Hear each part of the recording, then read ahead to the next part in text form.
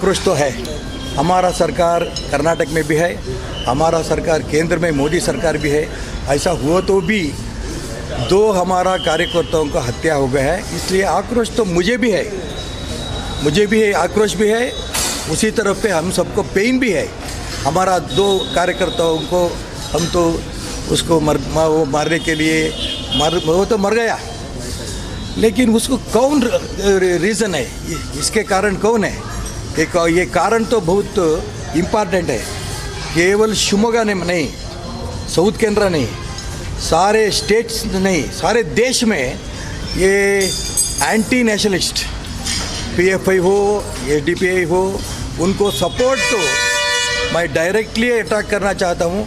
कांग्रेस ही उनको सपोर्ट कर रहा है, क्योंकि फॉर एग्जांपल शिवमोगा के SDPI वर्कर है, वो अभी तो वो जेल में है। उनका पत्नी कांग्रेस महानगर पालिका का कारपोरेटर है। वो आकर इधर सभी महात्मा लोगों का, महापुरुष लोगों का उधर फोटोस था। वो आकर सिर्फ सावरकर जी का फ़ोटो काट कर दिया पहले, बाद में उसके साथ साथ वल्लभ भाई पटेल जी का और दूसरा हमारा महापुरुष का काट कर दिया। इसको भी सभी भारतीय जनता पार्टी का हमारा कार्यकर्ता, हमारे अध्यक्ष जगदीश के नेतृत्व में उधर प्रोटेस्ट किया। कॉम से हम प्रोटेस्ट किया, बहुत शांत से हम प्रोटेस्ट किया। कौन ये काम किया है? सावरकर को अपमान किया है। क्रांतिवीर सावरकर है, स्वतंत्र होराटगार है, उनका फ़ोटो कौन ख़त्म किया है? उनको इमीडिएटली तुरंत उनको अरेस्ट करना है, उनके ऊपर एक्शन लेना है, हमारा डिमांड था। हमारा अध्यक्ष के नेतृत्व में सभी हमारा कार्यकर्ता उधर बैठा था। बाद में विथिन 24 आवर्स स्टेट गवर्नमेंट और पुलिस ऑफिशियल्स वो कल्प्रिट को अरेस्ट किया है, वो तो अभी जेल में है। लेकिन आपके ऊपर जो इल्जाम लग रहा है सर, एक दो हमको भी पूछना। मैं क्या बोलना चाहता हूँ, मैं बोलने के बाद सबको मैं प्रश्न पूछने के लिए मौका देंगे। Sir, Congress is now first बाद में सारे देश में कैसा आज़ादी का स्वतंत्र महोत्सव 75th का एनिवर्सरी हुआ है, घर घर पर तिरंगा। हमारा नेता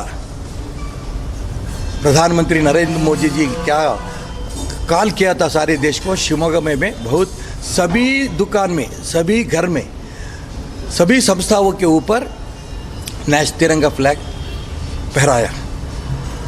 इसी समय में बाद एक बहुत बड़ा एक प्रोग्राम भी हो गया, स्टेट गवर्नमेंट का प्रोग्राम भी हो गया, इंडिपेंडेंस डे का प्रोग्राम। और भारतीय जनता पार्टी में सर्कल में आप सबको मालूम है, स्वतंत्र होराटगार है T सीनप्पा शेट्टी, वो सर्कल में हमारा भी बहुत बड़ा प्रोग्राम हो गया और इंडिपेंडेंस डे का। उसमें राज्य महिला मोर्चा का प्रेसिडेंट श्रीमती गीता विवेकानंद भी आया था, स्टेट सेक्रेटरी विनय बिद्री भी आया था। बहुत बड़ा प्रोग्राम हो गया। प्रोग्राम होने के बाद हम सभी घर को गया, लेकिन बाद में हमें इंफॉर्मेशन मिला वो सर्कल में स्वातंत्र वीर सावरकर का फोटो राष्ट्रद्रोहियों ने उनको वो फोटो को निकल गया है। ये बात सभी शहर में बहुत आश्चर्य से आक्रोश आ गया। आक्रोश आने के बाद सारे लोग ने शांत से ही उसको भी प्रोटेस्ट किया। पुलिस वाले दोनों को भी इधर उधर भेजा, सबको भी, मुसलमान लोगों को भी भेजा और हिंदू कार्यकर्ताओं को भेजा। बाद में शिवमोगा के ये कोने में उनका दुकान क्लोज कर 2 वर्कर्स वापस घर जाता था। उसमें एक प्रेम सिंह और दूसरा है शरवणा तो बचकर भाग गया, लेकिन प्रेम सिंह को ये मुसलमान गुंडा ने उनको चाकू डाल दिया। वो अभी हॉस्पिटल में है, वो जीवन मरण में है। वो क्या होता है हम सभी मालूम नहीं। लेकिन ये सभी प्रोटेस्ट करने के लिए भारतीय जनता पार्टी पीसफुल से हम शिवमोगा कंट्रोल करने के काम क्या क्या कर रहा है, सब हम कर रहा है। आज तक अभी तक हम किसी के ऊपर वो मारने के लिए कोशिश भी नहीं किया, क्योंकि state government, police department, home department सभी अच्छे काम किया। लेकिन वो कौन आदमी अभी पेशेंट हॉस्पिटल में है, उसको कौन वो चाकू डाला है, उनको ढूंढने के लिए पुलिस डिपार्टमेंट बहुत कोशिश किया। उसमें सुबह 3:30 एक मर्डरर वो गुंडा भागने की कोशिश करने के समय में पुलिस वाले उनको फायरिंग किया है, उनको पाँव में वो पड़ा है, वो भी अभी हॉस्पिटल में है, वो भी मुसलमान गुंडा है। मैं इसलिए राज्य के मुख्यमंत्री बसवराज बोम्माई जी को और गृह मंत्री आरगा ज्ञानेंद्र को मैं अभिनंदन करना चाहता हूं, क्योंकि शिवमोगा में पीस करने के लिए सभी हिंदू लोगों ने सपोर्ट कर रहा है। लेकिन मुसलमान गुंडा ने, मैं सभी मुसलमानों को गुंडा ऐसा नहीं बोलूँगा, क्योंकि हमारा मोदी, हमारा नेशनल प्राइम मिनिस्टर बोल रहा है हिंदू मुस्लिम क्रिश्चियन भाई भाई जैसा आप जीवन करना है। इसलिए सभी मुसलमानों को मैं गुंडा नहीं बोलूँगा, लेकिन कौन हत्या करने के लिए कोशिश किया है, सिर्फ वो मुसलमानों को मैं गुंडा बोलना चाहता हूँ। उनको भी अभी अरेस्ट किया है। इसलिए मैं ज्ञानेंद्र, हमारा होम मिनिस्टर और हमारा चीफ मिनिस्टर बसवराज बोम्माई को भी मैं अभी अभिनंदन करना चाहता हूँ। नेक्स्ट डे भद्रावती में एक आदमी, हिंदू आदमी, वो जाने के समय में अगेन 4-5 दिन के पहले जेल से वापस आया था एक आदमी, मुसलमान गुंडा, वो इनको मारने के लिए कोशिश किया है। ये सभी चीज़ आप देखो, किसी समय में भी हिंदू लोगों ने मुसलमान लोगों में अटैक नहीं किया है। शांति प्रिय से कौन कौन ये ऐसा गुंडागर्दी कर रहा है, उनके ऊपर एक्शन के लेने के लिए चीफ मिनिस्टर को और होम मिनिस्टर को हम डिमांड तो कर रहा है। लेकिन ये गुंडा लोगों ने सारे स्टेट में, सारे डिस्ट्रिक्ट में, शिवमोगा भद्रावती में ऐसा ही कर रहा है। इसलिए उनके ऊपर क्या एक्शन ले लेना, सभी बोल रहा है PFI और SDP आपका सरकार ये है, उसको बैन नहीं कर रहा है, सभी बोल रहे हैं।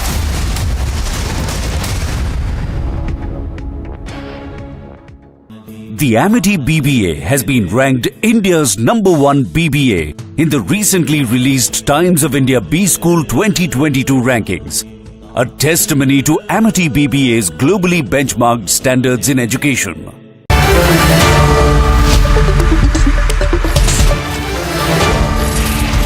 Ladies and gentlemen, good evening and welcome.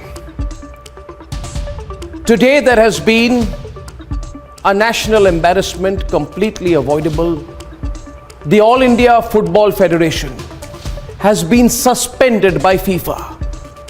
What this means is that India's football community, India's players, our football stars, our aspirants, our future talent, they've all been excluded as members of the global football body. And this has been completely unnecessary. And that is not all, ladies and gentlemen.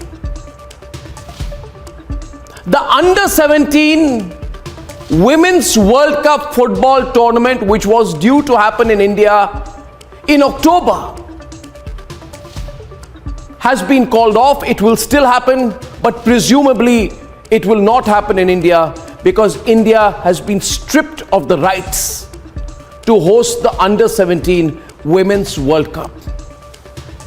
And why is this happening, viewers? There are allegations today that this has happened because Praful Patel has instigated it. There is one group which is saying that once Praful Patel finished his term and had to go as president of the All India Football Federation, he remains a member of FIFA, and as a FIFA member, he instigated FIFA after giving up his post as head of the All India Football Federation. And as a result of all the infighting, ladies and gentlemen, as a result of all the infighting, the sum total of all of this is that Indian football has, at least as of tonight, as of this minute, been removed as a member of the Global Football Federation. And more importantly, ladies and gentlemen, that the Under-17 Women's World Cup, which carried the guarantee, the sovereign guarantee of the Prime Minister of India, that India is being stopped from hosting the Women's World Cup in October this year. This is reprehensible. This is what happens. Ladies and gentlemen, when a politician puts himself first, our athletes today are doing well globally because they are being allowed to do so. Our footballers also can be world beaters, but not in these circumstances. Not in these circumstances. Viewers, think about the consequences. The Under-17 Women's World Cup, as I just told you, carried the guarantee of the Prime Minister of India. And tonight, therefore, all those involved must reflect on the consequences of their actions.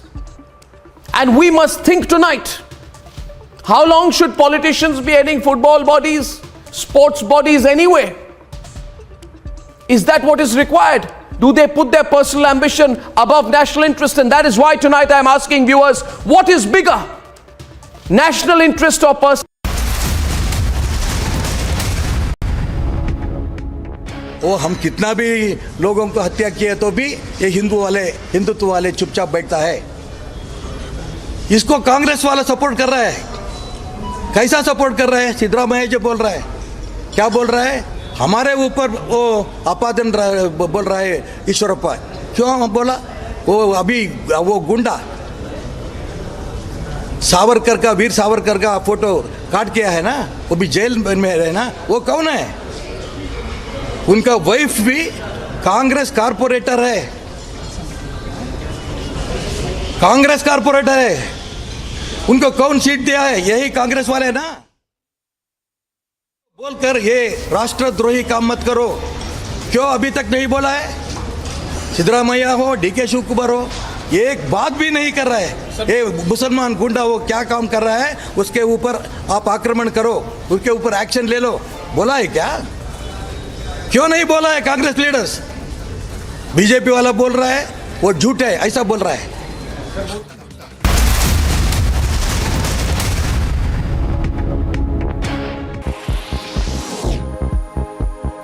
According to a statement by the European Commission, it said as several European countries endure high temperatures and a lack of rain, Europe could be facing its worst drought in 500 years. It also further stated that a definite answer for the same cannot be given at the moment. But according to current data presented, it looks like it might take a bad shape, even worse than 2018. As of now, the drought that the country is experiencing is affecting agriculture, forcing water restrictions and causing wildfires. United Nations spokesperson Stefan Dujarric announces Secretary General Antonio Guterres will be in leave to meet with Turkey's president. And the Ukrainian President Volodymyr Zelensky, the chief, is also scheduled to visit Odessa and Istanbul to see one of the ports involved in the Black Sea Grain Initiative and the Joint Coordination Center set up to implement it.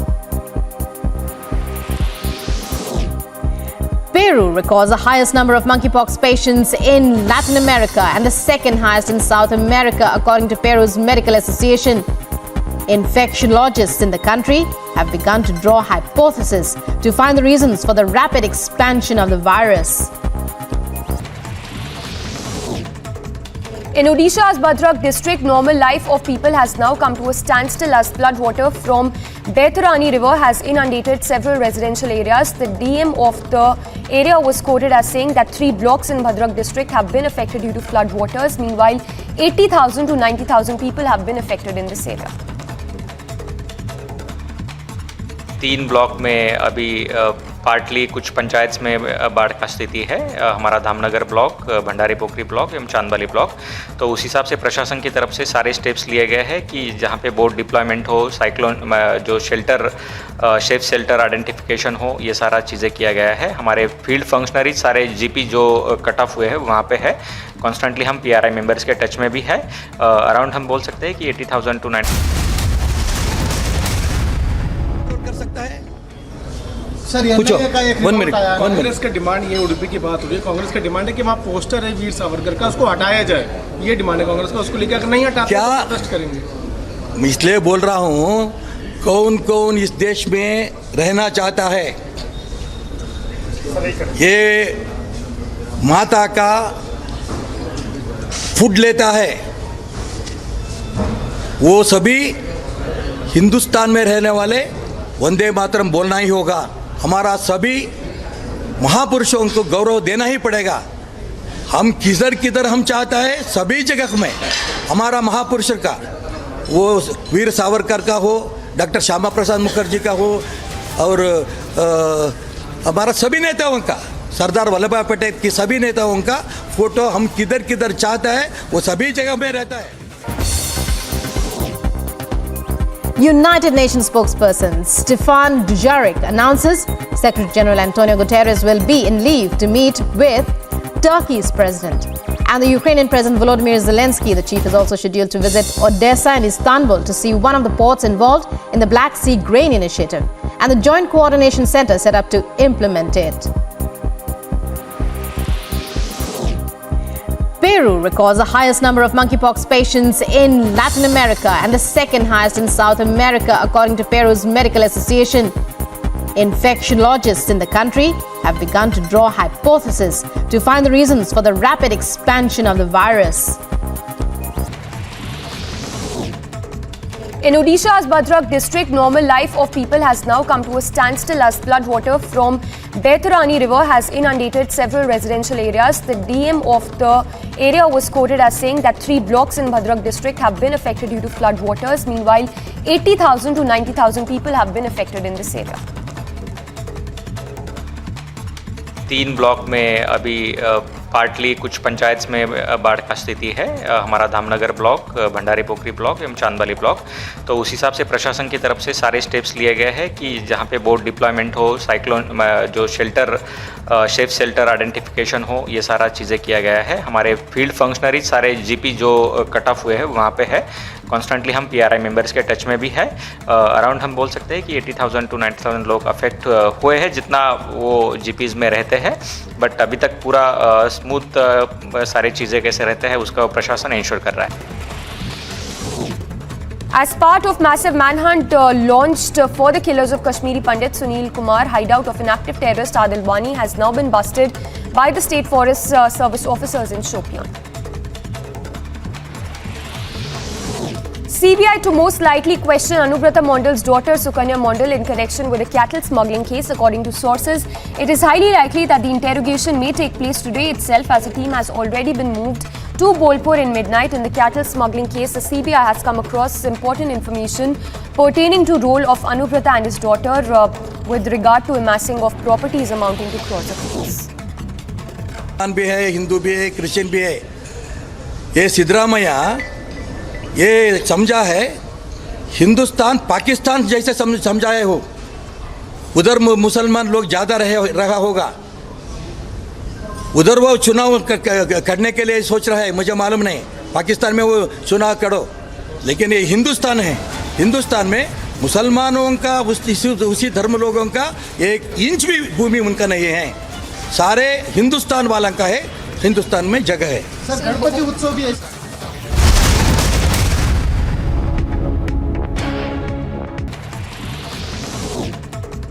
In Odisha's Bhadrak district, normal life of people has now come to a standstill as floodwater from Baitarani river has inundated several residential areas. The DM of the area was quoted as saying that 3 blocks in Bhadrak district have been affected due to floodwaters. Meanwhile, 80,000 to 90,000 people have been affected in this area.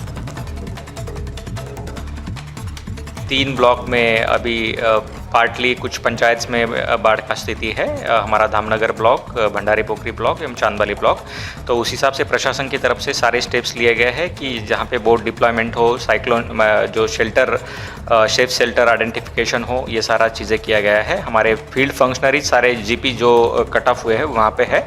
Constantly हम PRI members के touch में भी है। Around हम बोल सकते हैं कि 80,000 टू 90,000 लोग अफेक्ट हुए हैं जितना वो जीपीज में रहते हैं। बट अभी तक पूरा स्मूथ सारी चीज़ें कैसे रहते हैं उसका प्रशासन इंश्योर कर रहा है। As part of massive manhunt launched for the killers of Kashmiri Pandit Sunil Kumar, hideout of inactive terrorist Adil Wani has now been busted by the State Forest Service officers in Shopian.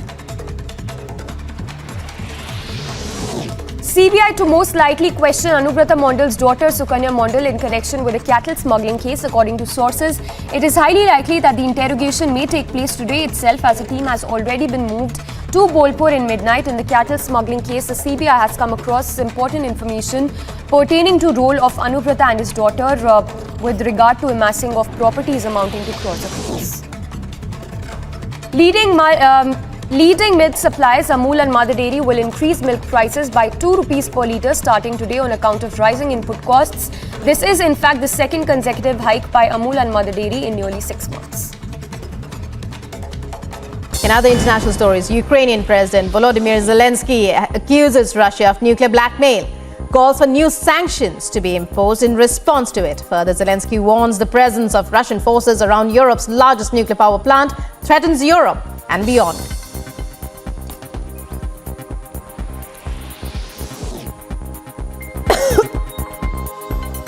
Army 2022 exhibition, Russia unveils a military robot with an attached rocket launcher. Robot is a 4-legged machine dubbed with M81, advertised as a combat unit capable of striking targets and transporting ammunition. According to sources, the robot was later found to have striking similarities to a Chinese model available for purchase at an online shopping site.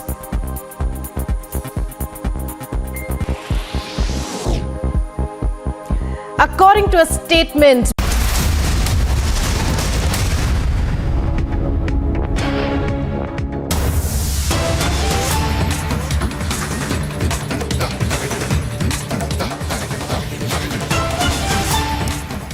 thanks for tuning in this morning. We are live and breaking, and I'm Samiksha Srivastava. Straight away starting with breaking news coming in from Karnataka and particularly from Shivamogga, where top BJP leader Ishwarappa just a short while back visited Shivamogga.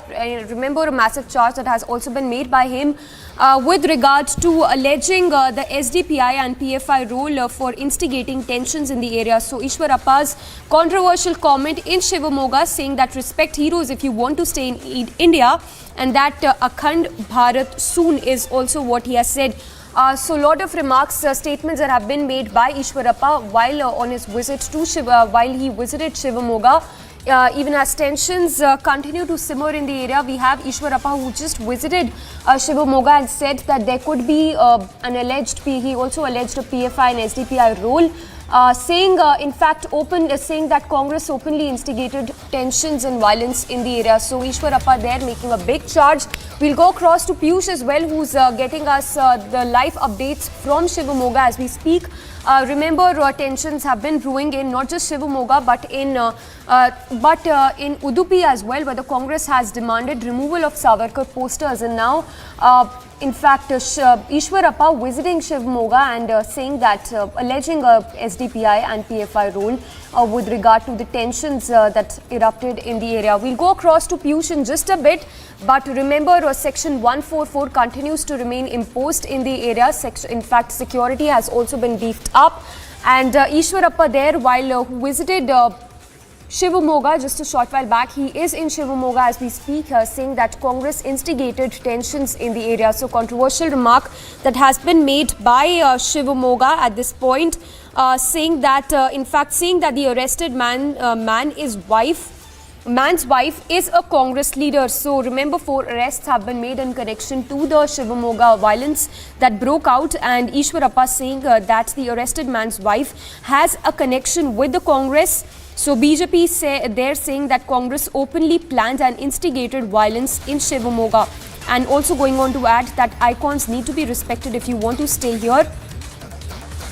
Let's once again listen into that soundbite of Ishwarappa, the reaction he gave just a short while back. अब sir Udupi में Brahmagiri sector पर भी एक poster लगा है, उसको लेकर कांग्रेस कहती है आंदोलन करेंगे, क्योंकि उसके अंदर में करो आप क्या कर सकते हैं? अभी तो बहुत किया है उडुपी में। क्यों 32 मर्डर सिद्धरामैया पीरियड में हुआ, वो चीफ मिनिस्टर था। कितना मुसलमान गुंडाओं को वो अरेस्ट किया है? 32 हिंदू वर्कर्स, आक्रोश तो हमारे वर्कर्स को क्यों है, हिंदुत्व वाले को क्यों है? वो कांग्रेस वाला तो मर्डर के सपोर्ट किया। 32 1 मिनट डिमांड है 1 मिनट प्लीज। 32 मर्डर्स वो क्या है सिद्धरामैया का पीरियड में? बीजेपी सरकार है, यही समय में भी 2 मर्डर क्यों हो रहा है? ये आक्रोश है, मुझे भी आक्रोश है। इसलिए हमारा आक्रोश हम शांति से प्रकट कर रहा है। सरकार है, होम डिपार्टमेंट है, पुलिस है, इसलिए शांति से रहो, हमारा सभी वर्कर्स को बोल रहा है। कितना समय वो आक्रोश कंट्रोल कर सकता है? सर एनआईए का एक रिपोर्ट आया है। कांग्रेस का डिमांड, ये उडुपी की बात हो रही है, कांग्रेस का डिमांड है कि वहाँ पोस्टर है वीर सावरकर का, उसको हटाया जाए। ये डिमांड है कांग्रेस का, उसको लेकर नहीं हटा क्या प्रोटेस्ट करेंगे? इसलिए बोल रहा हूं, कौन कौन इस देश में रहना चाहता है? ये माता का फूड लेता है, वो सभी हिंदुस्तान में रहने वाले वंदे मातरम बोलना ही होगा। हमारा सभी महापुरुषों को गौरव देना ही पड़ेगा। हम किधर हम चाहता है, सभी जगह में हमारा महापुरुष का, वो वीर सावरकर का हो, डॉक्टर श्यामा प्रसाद मुखर्जी का हो, और हमारा सभी नेताओं का, सरदार वल्लभ भाई पटेल की सभी नेताओं का फोटो हम किधर चाहता है, वो सभी जगह में रहता है। हम चिन्ह का फोटो नहीं डालेंगे, राष्ट्रद्रोहियों का फोटो नहीं डालेंगे। टीपू सुल्तान, टीपू सुल्तान वो राष्ट्रद्रोही, उनका ही हम नहीं रहेंगे। नेहरू इस देश का छिद्र कर दिया, हिंदुस्तान, पाकिस्तान, बांग्लादेश, क्योंकि उसी समय में वो प्रधानमंत्री बन गए। वो बोलना चाहता था ये हिंदुस्तान पाकिस्तान करने के लिए मैं नहीं एक्सेप्ट करेंगे, एक ही देश भारत हिंदुस्तान रहे तो मैं प्रधानमंत्री होना चाहता हूं, नहीं तो नहीं। ये बात वो बोला तो हिंदुस्तान एक ही रहता था। सारे देश में ये क्या वो मुसलमान गुंडा अभी काम कर रहा है, उसी समय नेहरू एक्शन लिया तो डेफिनेटली अखंड भारत रहता था। आज ना कल अखंड भारत डेफिनेटली देश में होगा, पाकिस्तान हिंदुस्तान में मिलेगा, बांग्लादेश भी हिंदुस्तान में मिलेगा। लेकिन ऐसा राष्ट्रद्रोहियों को, गुंडाओं को कांग्रेस कितना समय तक सपोर्ट करेगा? कांग्रेस निर्नाम हो रहा है। अभी तो सारे देश में कांग्रेस नहीं, सिर्फ कर्नाटक में तो उसका ये आ रहा है। सर दो चीजें हैं, कांग्रेस लगातार कह रही है कि ये सारे चीजों के बुनियादी आपसे स्टार्ट होती है, आप में भड़का रहे हैं। दूसरी चीज है, एनआईए का एक रिपोर्ट आया है, वो कहता है कि मंगलूर का जो डेथ हुआ, मर्डर हुआ। In fact, we're just going across live to Piyush, where Mr. Ishwarappa is there, top BJP leader. Mr. Ishwarappa is there. We'll just go across to him. Ishwarappa avare namaskara. Namaskara. This is Niranjan here. ನಮಸ್ಕಾರ, ಬೋಲಿಯೇ ಸಾಬ್ ಬೋಲಿಯೇ. ಇವಾಗ ನೀವು ಏನು ಹೇಳಿದ್ರಿ, ನಾನು ಹಿಂದಿಯಲ್ಲಿ, ನಾನು ಇಂಗ್ಲೀಷಲ್ಲಿ ಕೇಳ್ತೀನಿ, ಹಿಂದಿಯಲ್ಲಿ ಕೇಳ್ತೀನಿ, ನೀವು ಹಿಂದಿಯಲ್ಲಿ ಹೇಳಿ, ನೀವು ಇಂಗ್ಲೀಷಲ್ಲಿ ಕೇಳ್ತೀನಿ. Mr. Ishwarappa, you just made a whole lot of charges. केड़ी. Now you made a whole lot of charges, Mr. Ishwarappa. You said, आपने बोला कि कांग्रेस का हाथ है इसमें. आप कैसे बोल रहे हैं? आपके पास कुछ प्रूफ है इसके बारे में? कैसे बोल रहे हैं? शिवमोगा में, हाँ जी, शिवमोगा में सावरकर का फोटो कौन चीन गया है? वो हाँ जी, लीडर अभी जेल में है, उनका वाइफ भी शिवमोगा कारपोरेशन का मेंबर है, कारपोरेटर है, उनका पति ही है, अभी जेल में है। इसका पति को वो पत्नी कांग्रेस वाले है, पति क्या है? एसडीपी है। ये कांग्रेस और एसडीपी दोनों मिलाकर सावरकर का ये प्रोग्राम किया है, उसको हम खंडन कर रहा है। उसको ऊपर कौन ऐसा कर रहा है कर्नाटक में, उनको क्या रिप्लाई करना हम देंगे। नहीं, आप बोल रहे हैं कि उनका डायरेक्ट हाथ में इसमें एसडीपीआई और पीएफआई के साथ उनका डायरेक्ट रोल है, कुछ अंडरस्टैंडिंग है उसका? उनका वाइफ ही कारपोरेटर है, उनको कांग्रेस वाला टिकट दिया है, वो कांग्रेस का कारपोरेटर है। डायरेक्ट तो है या नहीं, आप ही बोलो। और ये दुर्घटना के बारे में कोई कांग्रेस वाला अभी तक खंडन नहीं किया है। वो सिद्धरामैया हो या DK शिव कुमार हो, कोई भी ऐसा सावरकर का ये फोटो छीन लिया है, ये खंडन है, कोई भी नहीं बोला है अभी तक। क्या बोलना अभी तक? आप बोल रहे कि ये पूरा जो सावरकर पोस्टर के बारे में आपने ये भी बोला था ईश्वरप्पा और ನೀವು यू ऑल्सो सेड कि इसमें जो लोग इसमें इन्वॉल्व है आप उनको मुस्लिम गुंडा बोल रहे हैं, आप ऐसे क्यों बोल रहे हैं? डायरेक्टली मुस्लिम गुंडा ही वो ये काम किया है। मैं सभी मुसलमानों को गुंडा नहीं बोला है, क्योंकि हमारा प्रधानमंत्री नरेंद्र मोदी जी बोला है हिंदू मुस्लिम क्रिश्चियन सभी भाई भाई जैसा रहना है, लेकिन सभी मुसलमान गुंडा नहीं है। सम गुंडास ऑफ मुस्लिम्स ये काम किया है, उनको मुसलमान गुंडा बोलने तो क्या बोलना है उनके?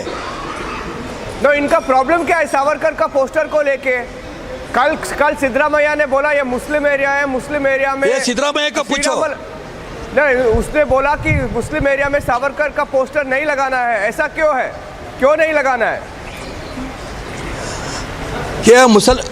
क्या सिद्धरामैया ने मुसलमान लोगों को उनका बाप का जमीन है क्या वो, या नहीं तो सिद्धरामैया का बाप का हो?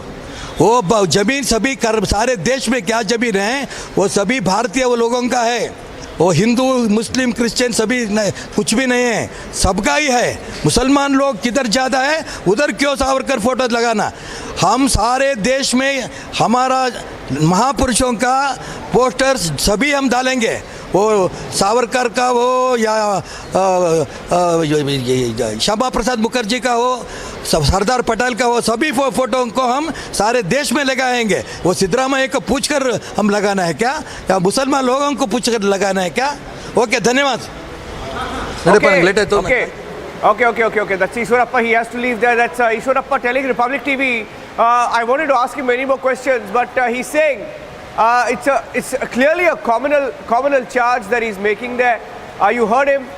That is Mr. Ishwarappa of the BJP, very senior leader. Very controversial comments also being made, because at some point he also said those who want to live in India will have to chant Vande Mataram. He said if you want to live in India, chant Vande Mataram, and if you don't want to live in India, he said if you want to live, I think it was clear, he said if you want to live in India, you have to respect all Indian heroes and chant Vande Mataram. Will be interesting to see. I'm sure a lot of reactions will come into that controversial comment. He also spoke about Akhand Bharat, saying soon Pakistan and Bangladesh will be a part of Akhand Bharat. Now, these are comments that are bound to get some responses in a short while from now. Let's once again play out that soundbite of what he just said. This is what Ishwarappa, BJP leader, went to Shivamogga, to the location where the Savarkar poster. Let me go across to Piyush as well. If Piyush is live with us, we'll go across to him. Okay, before I go across to Piyush, let's listen in to what he said. This is Ishwarappa, top BJP leader, a few minutes ago. अब sir Udupi में Brahmagiri sector पर भी एक poster लगा है, उसको लेकर कांग्रेस कहती है आंदोलन करेंगे, क्योंकि उसके अंदर में करो आप क्या कर सकते हैं? अभी तो बहुत किया है उडुपी में। क्यों 32 मर्डर सिद्धरामैया पीरियड में हुआ, वो चीफ मिनिस्टर था। कितना मुसलमान गुंडाओं को वो अरेस्ट किया है? 32 हिंदू वर्कर्स। आक्रोश तो हमारे वर्कर्स को क्यों है, हिंदुत्व वाले को क्यों है? वो कांग्रेस वाला तो मर्डर के सपोर्ट किया। 32 1 मिनट प्लीज। 32 मर्डर्स वो किया है सिद्धरामैया का पीरियड में। बीजेपी सरकार है, यही समय में भी 2 मर्डर क्यों हो रहा है? ये आक्रोश है, मुझे भी आक्रोश है। इसलिए हमारा आक्रोश हम शांति से प्रकट कर रहा है। सरकार है, होम डिपार्टमेंट है, पुलिस है, इसलिए शांति से रहो, हमारा सभी वर्कर्स को बोल रहा है। कितना समय वो आक्रोश कंट्रोल कर सकता है? सर एनआईए का एक रिपोर्ट आया है। कांग्रेस का डिमांड, ये उडुपी की बात हो रही है, कांग्रेस का डिमांड है कि वहाँ पोस्टर है वीर सावरकर का, उसको हटाया जाए। ये डिमांड है कांग्रेस का, उसको लेकर नहीं हटा क्या करेंगे? इसलिए बोल रहा हूँ, कौन कौन इस देश में रहना चाहता है? ये माता का फूड लेता है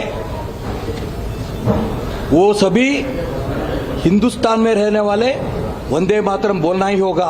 हमारा सभी महापुरुषों को गौरव देना ही पड़ेगा। हम किधर हम चाहता है सभी जगह में हमारा महापुरुष का, वो वीर सावरकर का हो, डॉक्टर श्यामा प्रसाद मुखर्जी का हो, और हमारा सभी नेताओं का, सरदार वल्लभ भाई पटेल की सभी नेताओं का फोटो हम किधर चाहता है वो सभी जगह में रहता है। हम चिन्ह का फोटो नहीं डालेंगे, राष्ट्रद्रोहियों का फोटो नहीं डालेंगे। टिप्पू सुल्तान वो राष्ट्रद्रोही, उनका ही हम नहीं रहेंगे। नेहरू इस देश का छिद्र कर दिया, हिंदुस्तान, पाकिस्तान, बांग्लादेश, क्योंकि उसी समय में वो प्रधानमंत्री बन गए। वो बोलना चाहता था ये हिंदुस्तान पाकिस्तान करने के लिए मैं नहीं एक्सेप्ट करेंगे, एक ही देश भारत हिंदुस्तान रहे तो मैं प्रधानमंत्री होना चाहता हूं, नहीं तो नहीं। ये बात वो बोला तो हिंदुस्तान एक ही रहता था।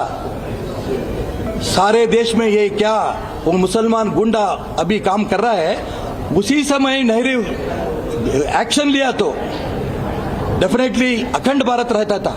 आज ना कल अखंड भारत डेफिनेटली देश में होगा। पाकिस्तान हिंदुस्तान में मिलेगा, बांग्लादेश भी हिंदुस्तान में मिलेगा, लेकिन ऐसा राष्ट्रद्रोहियों को, गुंडाओं को कांग्रेस कितना समय तक सपोर्ट करेगा? कांग्रेस निर्नाम हो रहा है। अभी तो सारे देश में कांग्रेस नहीं, सिर्फ कर्नाटक में तो उसका ये आ रहा है। सर, दो चीजें हैं। कांग्रेस लगातार कह रही है कि ये सारे चीजों के बुनियादी आपसे स्टार्ट होती है, आपने भड़का रहे हैं। दूसरी चीज है, एनआईए का एक रिपोर्ट आया है, वो कहता है कि मंगलूर का जो डेथ हुआ, मर्डर हुआ, उसको लोगों को भड़काने के लिए किया गया था। सर, इसी वो एनआईए का रिपोर्ट आपके पास है क्या? है क्या आपके पास? झूठ क्यों बोल? So as you just heard there, top BJP leader Ishwarappa there making a big charge, claiming that miscreants belonging to a particular community were involved in these clashes and the violence that broke out in Shivamogga, going on to add that there could be a PFI as well as the SDPI role behind the clashes that broke out in Shivamogga. Well, let's move on to more news then. Some more breaking news that is coming in.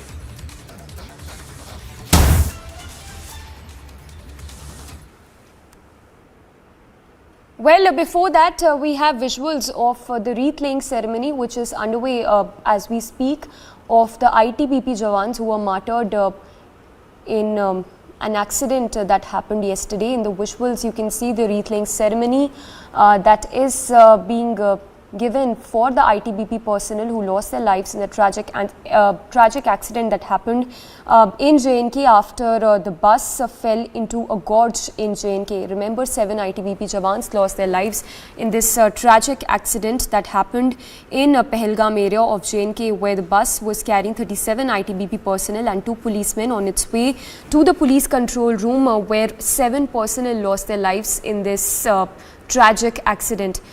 In the visuals, you see the wreath-laying ceremony which is happening in Srinagar as we speak. So the tributes and the respects being paid to the ITBP Jawans who lost their lives in this accident. We also have Zeenath reporting live. Zeenath, if I can come across to you, talk to us about these ITBP Jawans. Of course, a very, very unfortunate incident to have happened. If you could talk to us more about these ITBP Jawans and that tragic incident that happened yesterday. See, these were the Jawans. They were going from Chandanwadi to Pahalgam when the vehicle skid off from the road and it fell into a gorge. We have been seeing the SDRF and other rescue teams were rushed to the spot.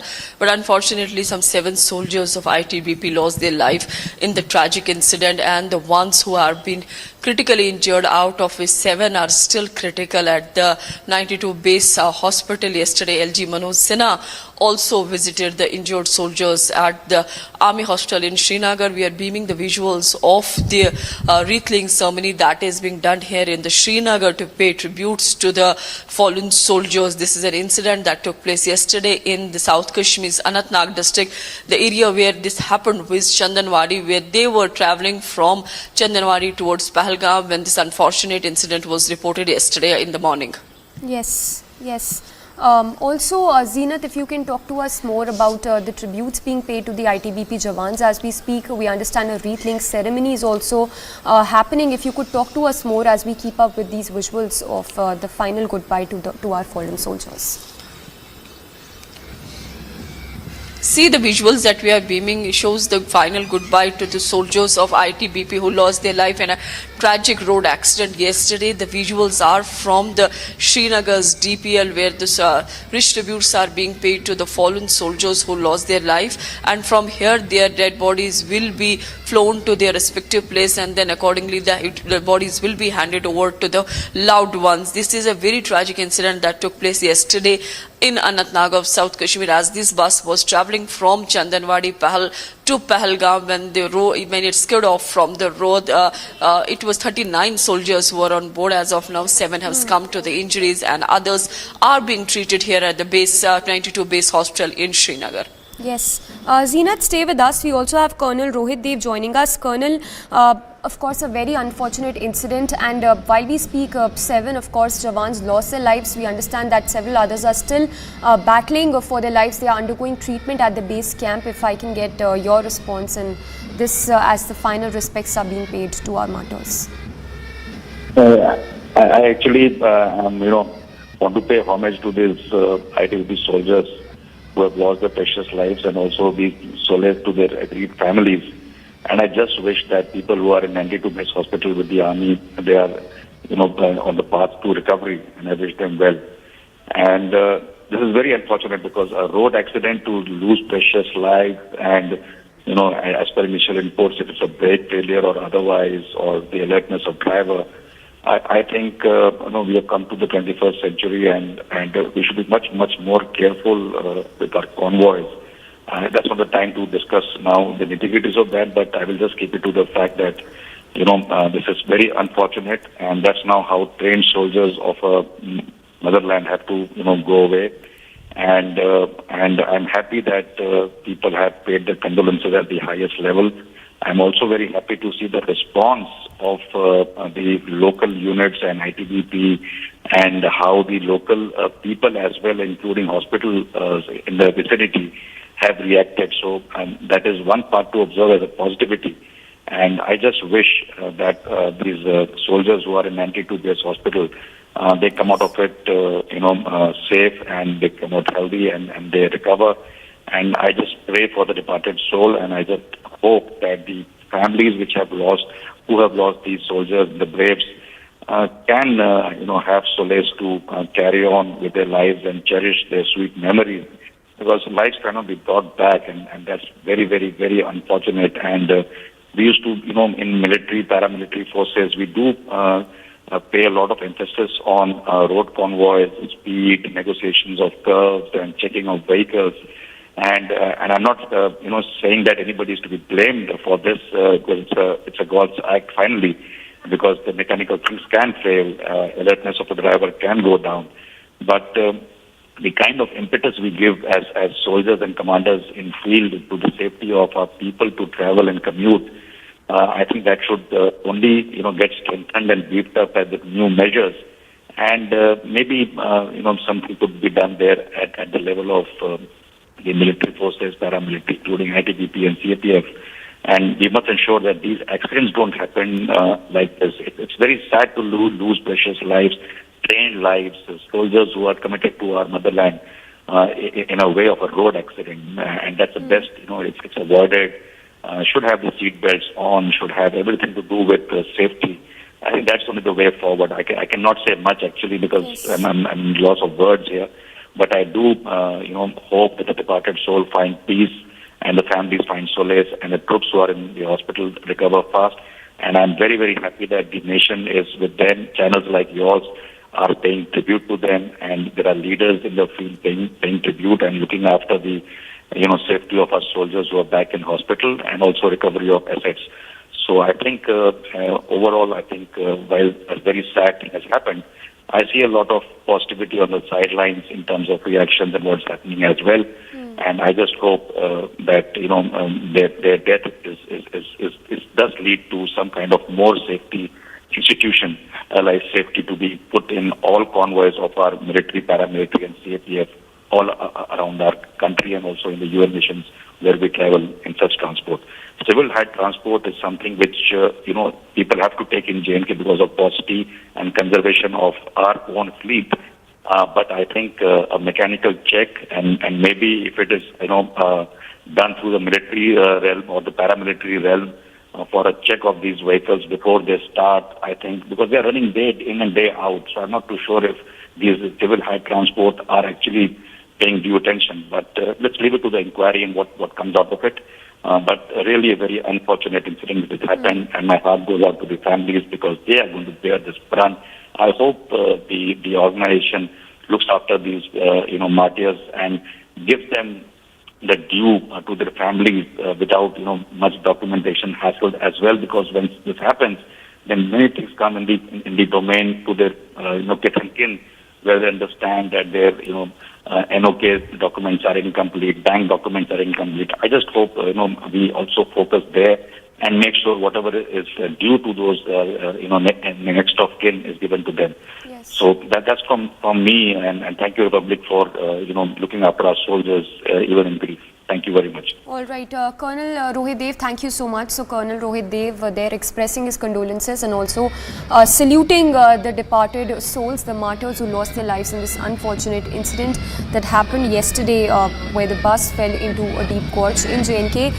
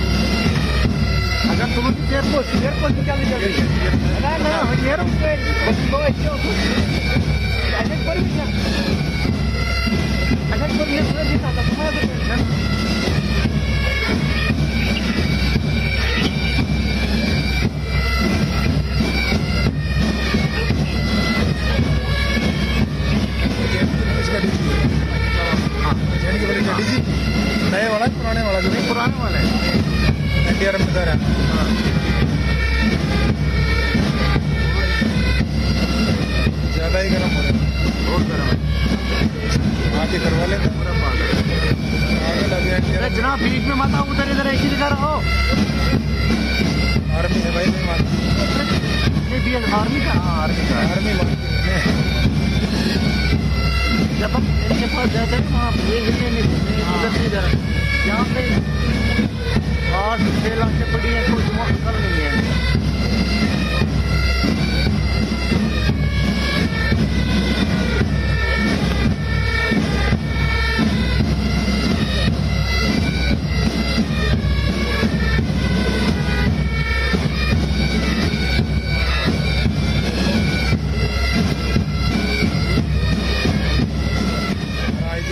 Delhi से बहुत गुस्सा है हमारा Evening ceremony there being held for our martyred Jawan. Zeenat continues to be with us, reporting live from Srinagar. Zeenat, talk to us more about the sacrifice that are made on a daily basis by these Jawans. A very unfortunate incident to have happened.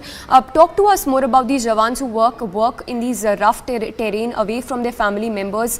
And this, of course, this tragic incident that has happened in which 7 Jawans lost their lives, and a big loss there for their family members. See, as far as this visuals are concerned, we are seeing the visuals coming from the district police line of Srinagar, where the tributes are being paid to the fallen soldiers. In the visuals, one can see the ADGP Kashmir, Vijay Kumar. Similarly, the officers from the CRPF and other forces are paying tributes to the fallen soldiers. When we talk about Pahalgam at its terrains and what the soldiers were doing there, they were on duty there. They were traveling from the Chandanwadi to the Pahalgam. You see, Pahalgam has been quite busy for the last 2 months or so because of the Amarnath Yatra, which just concluded on Monday before a day of on Raksha Bandhan. That Yatra was concluded. In this Yatra, more than 3 lakh Yatris pays visit, and the soldiers from the Army, ITBP, BSF, CRPF, JNKP are always the part of the Yatra to conduct not only the Yatra but to see the situation and also see the safety and security of the Yatris. So ITBP was the part of the Amarnath Yatra, and yesterday they were being de-inducted. And when they were on their way from Chandanwadi to Pahalgam, we have seen the help coming from the rescue teams of JNK police, BSF, similarly the CRPF and other people chipped in so that the soldiers who lost their life, their bodies are retrieved, and similarly the ones who are injured, they are being given the first-hand treatment, the first aid immediately as soon as possible. In fact, the army also played a great role by airlifting all these soldiers from that very terrain. They were shifted to 92 base hospital Srinagar, and where they are being treated. In fact, we witnessed the LG Manoj Sinha paying a visit to the injured soldiers. He met the soldiers and also took information from the doctors treating these injured soldiers. He was accompanied by DGP JNK Police Dilbag Singh. He was accompanied by ADGP Kashmir Vijay Kumar, and all other officers were there yesterday in Badami Bagh Hospital, the base camp hospital. In fact, this hospital has witnessed, is seen as the Angels Hospital. Whosoever comes there, he gets better treatment. So that is why seeing the better medical facilities at the base camp hospital of 92 in Srinagar. They were airlifted from Pahalgam to Srinagar, and since then yesterday they are being treated. But doctors there have been maintaining the soldiers who have been admitted in the hospital. 7 of them are still critical. They have not been able to make much improvement as far as their medical conditions is concerned. This incident happened yesterday around 10 o'clock when the bus falls into the gorge when it was traveling from Chandanwadi to Pahalgam.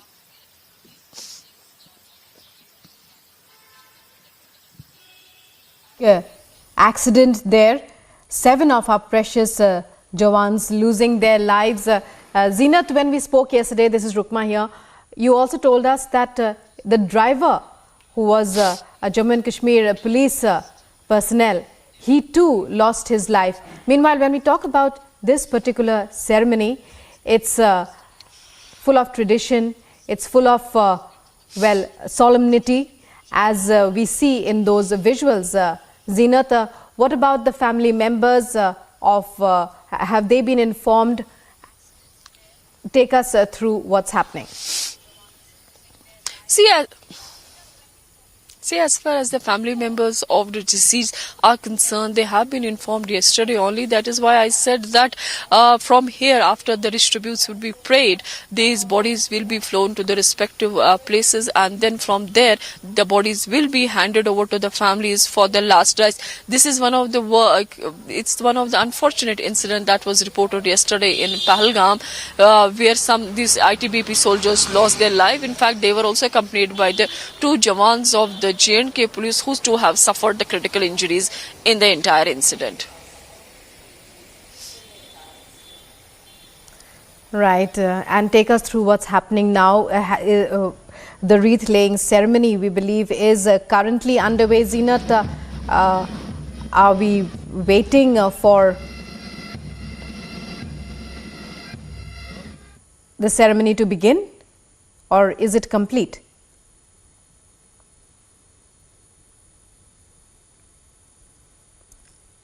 Over in some time from now, because almost all the officers who have to pay their tributes have already paid tributes, because most of the officers, the top cops of the J&K police and similarly the CRPF and other forces have paid their condolences, the tributes, the respect to the fallen soldiers. Their bodies are lying at the district police line Srinagar, and from here they will be flown to the respective places, and then from there for the last rites the bodies will be handed over to the families. In the visuals we witness how the wreath was being done by the Jammu and Kashmir police at DPR district police line, where the ADGP Kashmir police chief Vijay Kumar was present along with his team, who were yesterday even the part of the rescue operation. They have paid the tribute. Similarly, we witnessed that the CRPF chief was also there, and all other people who paid their tributes to the soldiers. Meanwhile, we are also seeing and hearing that the treatment for the injured one is still on at the 92 base hospital of Army in Srinagar. And viewers, as Zeenat's been telling us, this is the wreath laying ceremony. Most of the top officials of the Jammu and Kashmir police as well as ITBP have performed the ceremony, have paid their tributes. And as Zeenat was telling us, in a short while from now, once the ceremony is over here, the mortal remains of the fallen soldiers, of the martyred soldiers of the ITBP will be taken to their respective hometowns. What we are witnessing is the final salute, the last salute to our brave martyrs of the Indo-Tibetan Border Police who lost their lives in a tragic accident yesterday. And as tweets and condolences are pouring in, mourning the loss of these precious lives.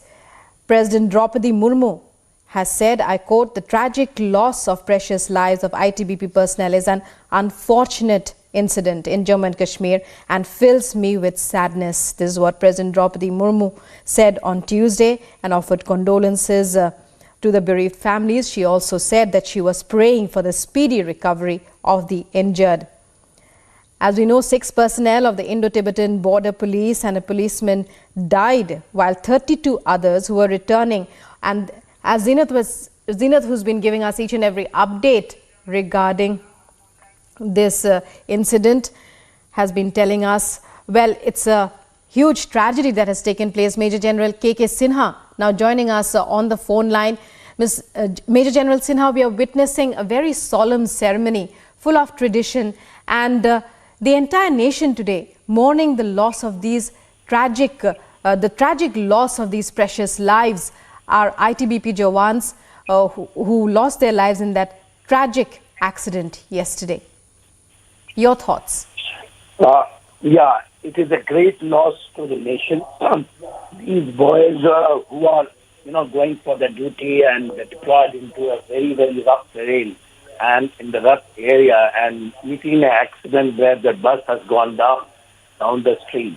And, some of them died and some of them critically injured.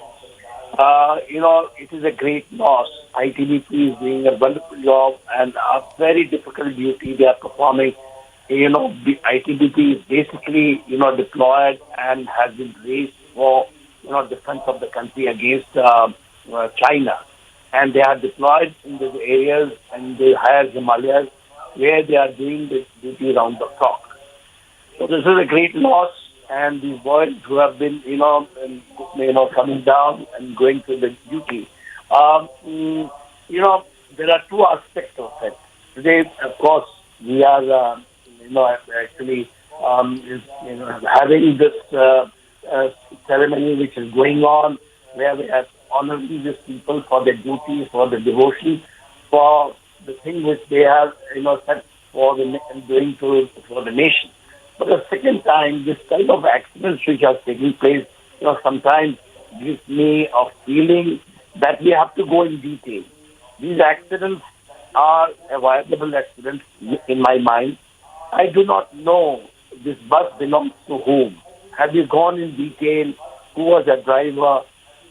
Is this a civil bus which has been hired? Is this bus going all the time and taking them? Who was the driver?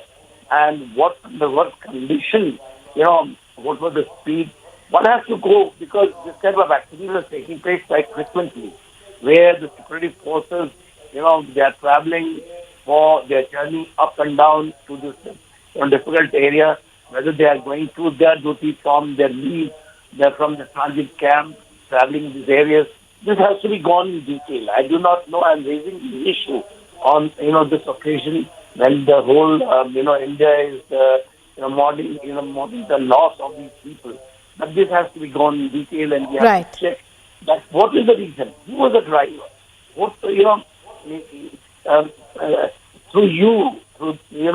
because you asked me this question, the second thing which comes in the mind, which I am trying to, put across to you.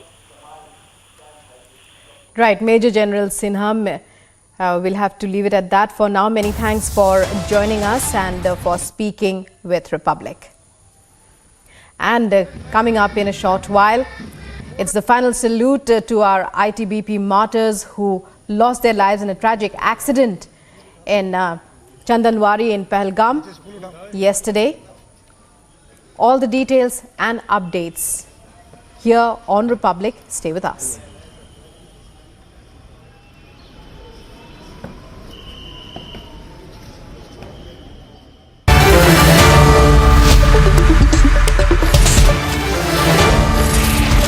Ladies and gentlemen, good evening and welcome. Today there has been a national embarrassment completely avoidable. The All India Football Federation has been suspended by FIFA. What this means is that India's football community, India's players, our football stars, our aspirants, our future talent, they've all been excluded as members of the global football body. And this has been completely unnecessary. And that is not all, ladies and gentlemen. The Under-17 Women's World Cup football tournament, which was due to happen in India in October, has been called off. It will still happen, but presumably it will not happen in India, because India has been stripped of the rights to host the Under-17 Women's World Cup. And why is this happening, viewers? There are allegations today that this has happened because Praful Patel has instigated it. There is one group which is saying that once Praful Patel finished his term and had to go as president of the All India Football Federation, he remains a member of FIFA. And as a FIFA member, he instigated FIFA after giving up his post as head of the All India Football Federation. And as a result of all the infighting, ladies and gentlemen, the sum total of all of this is that Indian football has, at least as of tonight, as of this minute, been removed as a member of the Global Football Federation. And more importantly, ladies and gentlemen, that the Under-17 Women's World Cup, which carried the guarantee, the sovereign guarantee of the Prime Minister of India, that India is being stopped from hosting the Women's World Cup in October this year. This is reprehensible. This is what happens. Ladies and gentlemen, when a politician puts himself first, our athletes today are doing well globally because they are being allowed to do so. Our footballers also can be world beaters, but not in these circumstances. Not in these circumstances. Viewers, think about...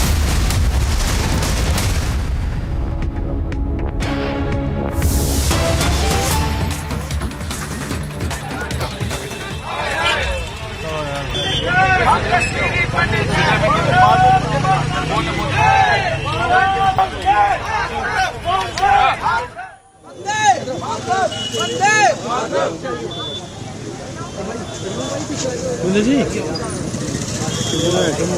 ji mobile पे photo खींच लेना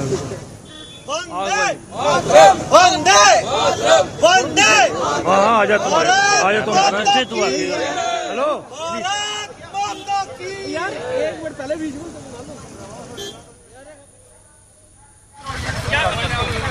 भाई जाना तो भाई साहब करना है करो यार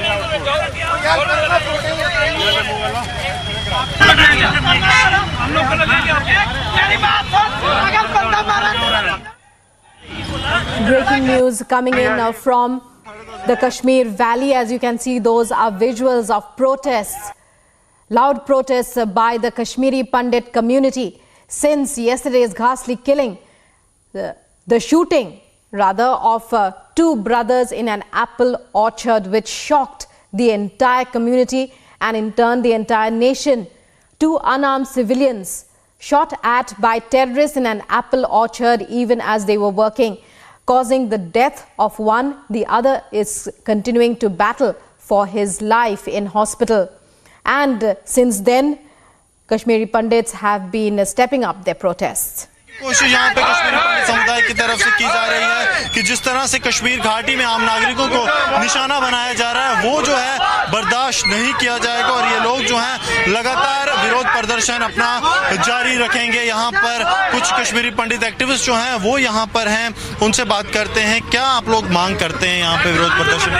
हम लोग हमेशा एक ही मांग करते आए हैं, वो यही करते हैं कि हिंदू समुदाय कब तक ये सहता रहेगा और कब तक एडमिनिस्ट्रेशन हमारा फायदा उठाती रहेगी।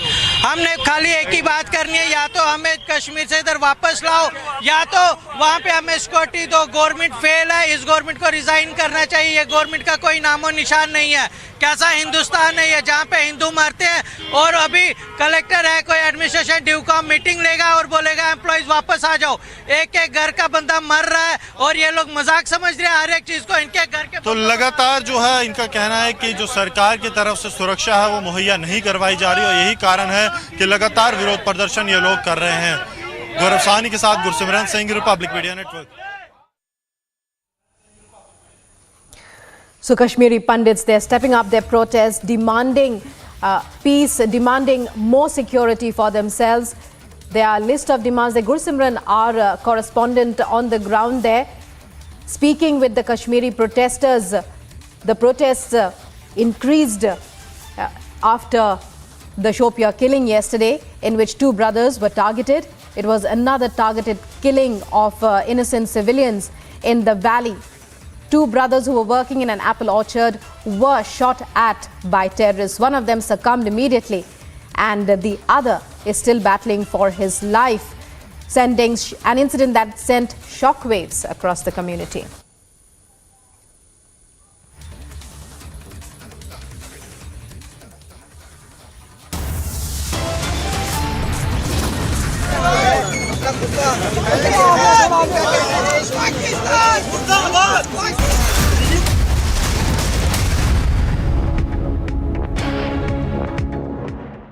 In other international stories, Ukrainian President Volodymyr Zelensky accuses Russia of nuclear blackmail, calls for new sanctions to be imposed in response to it. Further, Zelensky warns the presence of Russian forces around Europe's largest nuclear power plant threatens Europe and beyond.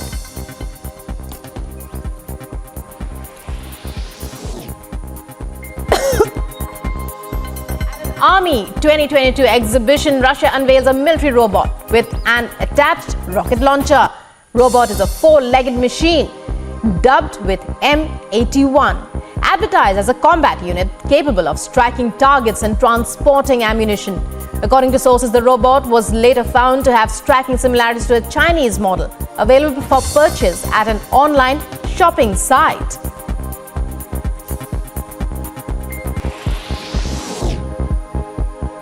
According to a statement by the European Commission, it said as several European countries endure high temperatures and a lack of rain, Europe could be facing its worst drought in 500 years.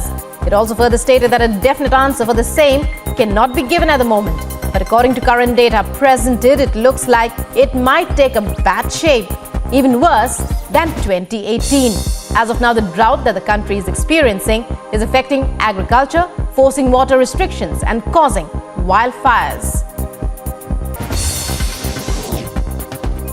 United Nations spokesperson Stefan Dujarric announces Secretary General Antonio Guterres will be in leave to meet with Turkey's president. And the Ukrainian President Volodymyr Zelensky, the chief, is also scheduled to visit Odessa and Istanbul to see one of the ports involved in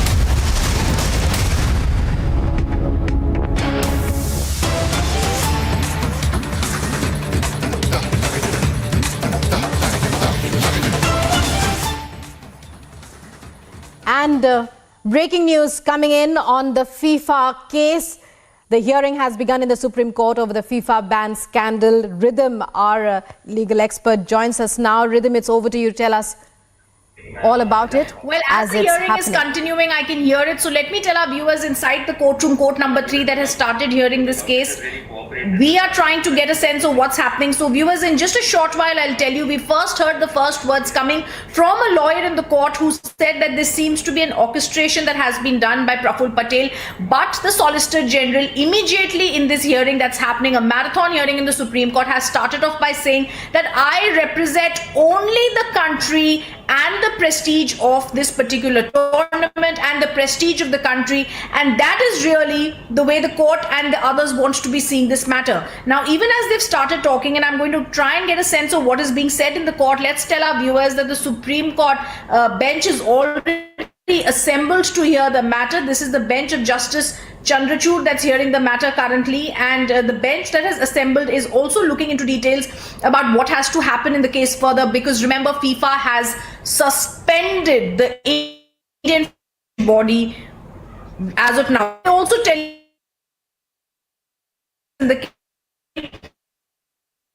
you this matter can be adjourned for later because the Solicitor General has made this request that the matter should be posted later. Our discussion is going on. This matter can be heard on Monday. So all right, so right in the start, the Solicitor General asks for time, and that's what's going to happen. Rahul Mehra, the advocate, says some members of the AIFF stepped down, CA took on, these members orchestrating. Even as they're trying to go into the merits of the case, the Solicitor General right at the start of the hearing has asked for time till Monday and said that discussions are going on. So very crucial that the court is now being told that our discussion is going on, and let's hear this matter on Monday. So, well, Rhythm, does that mean the matter will be heard on Monday now?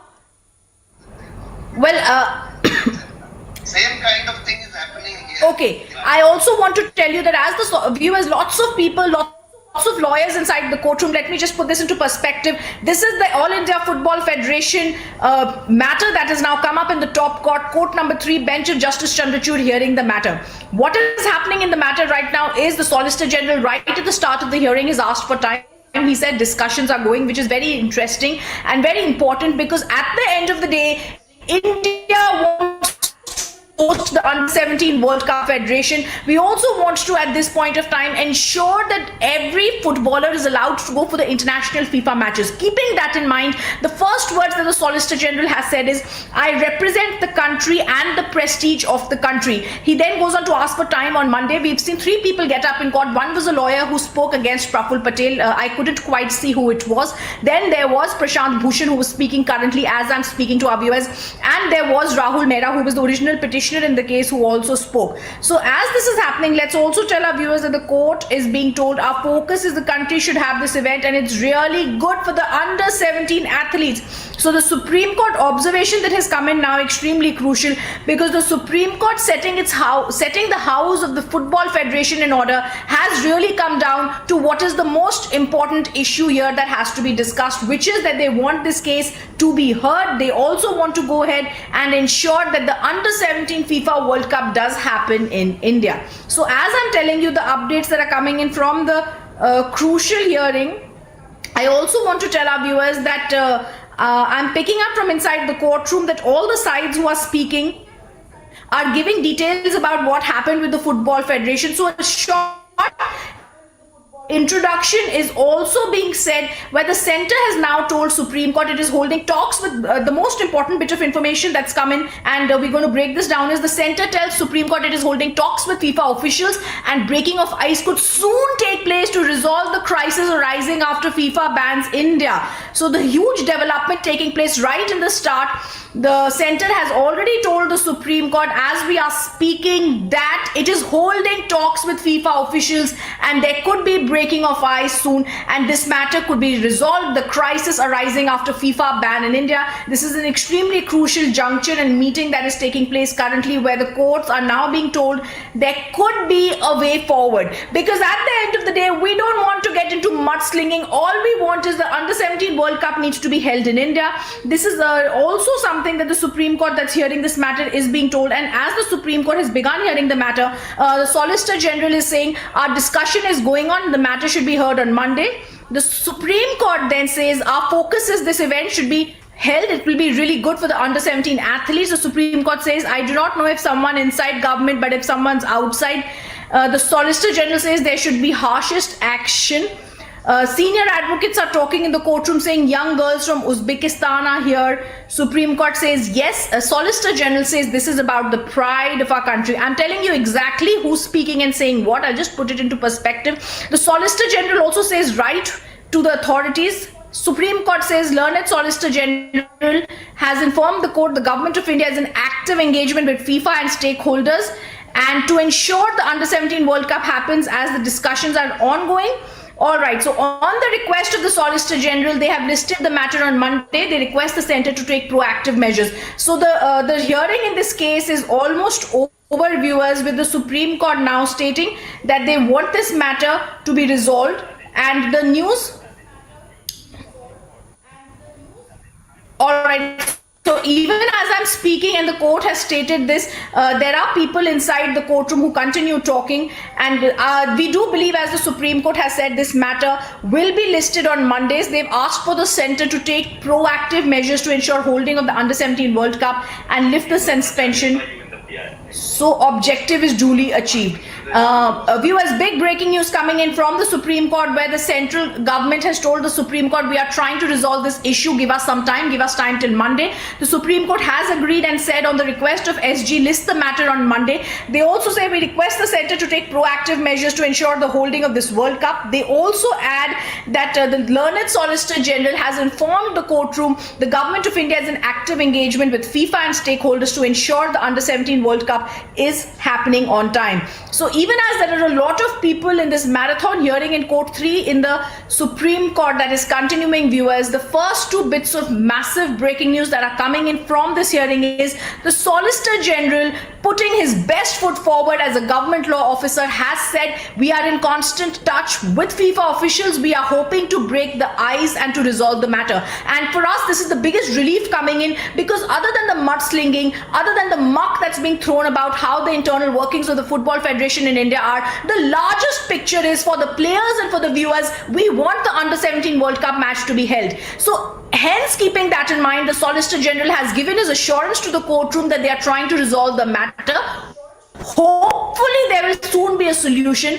The Solicitor General representing the government has also said we are very bothered about the hearing of the prestige of the country, and now the breaking news that the case has been adjourned to 22nd of August after an assurance has been given the Solicitor General in the case. And very, very clearly the Supreme Court has also told the center lift the suspension on AIFF so that objective is finally achieved.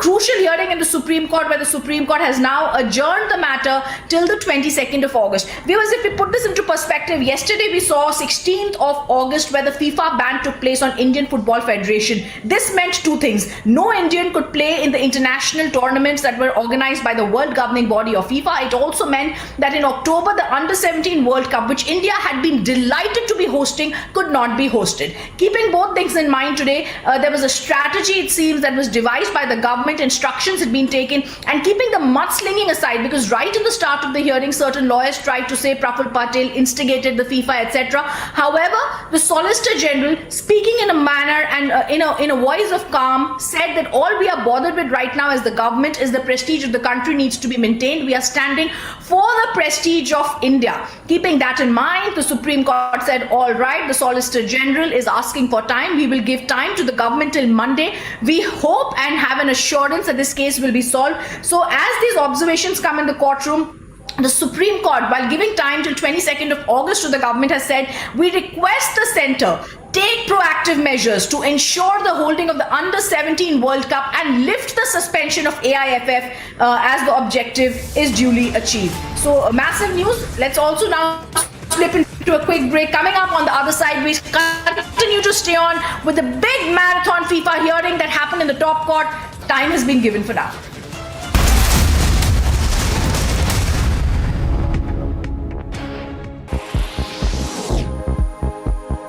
According to a statement by the European Commission, it said as several European countries endure high temperatures and a lack of rain, Europe could be facing its worst drought in 500 years. It also further stated that a definite answer for the same cannot be given at the moment. But according to current data presented, it looks like it might take a bad shape, even worse than 2018. As of now, the drought that the country is experiencing is affecting agriculture, forcing water restrictions and causing wildfires.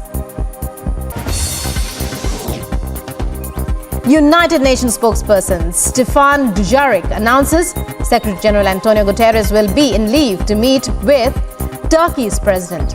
And the Ukrainian President Volodymyr Zelensky, the chief, is also scheduled to visit Odessa and Istanbul to see one of the ports involved in the Black Sea Grain Initiative and the Joint Coordination Center set up to implement it. Peru records the highest number of monkeypox patients in Latin America and the second highest in South America, according to Peru's Medical Association. Infectiologists in the country have begun to draw hypotheses to find the reasons for the rapid expansion of the virus. In Odisha's Bhadrak district, normal life of people has now come.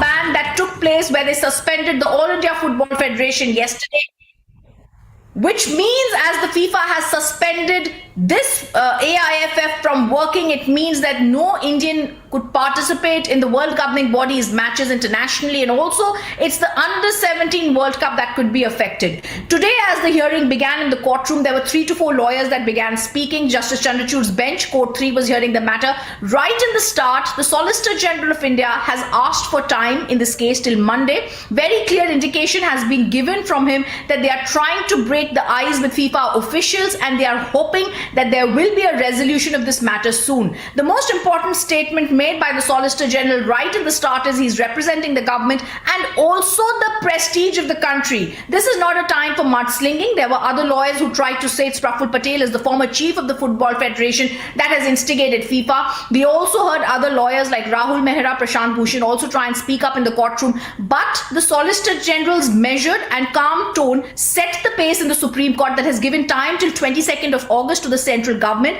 and said, we want you to ensure that we are going to hold this particular proactive measures are going to be taken by the central government to ensure that the Under-17 World Cup is held in India, continues to be held in India, and also lift the suspension on AIFF so that the objective is duly achieved. So 2 quick points that are made in the Supreme Court. First, this case will now go to 22nd of August when the central government will inform the Supreme Court about the understanding they've achieved with the FIFA officials, and hopefully keeping fingers crossed for the millions of football fans and players and viewers in the country, these Under-17 World Cup matches shall be held in the 3 states in India. The other big news coming in from the Supreme Court is the government has very clearly given an indication they are in active engagement trying to break the ice with the FIFA officials, and that would take place soon to resolve the crisis arising after the FIFA ban in India. The Solicitor General, the Supreme Court has observed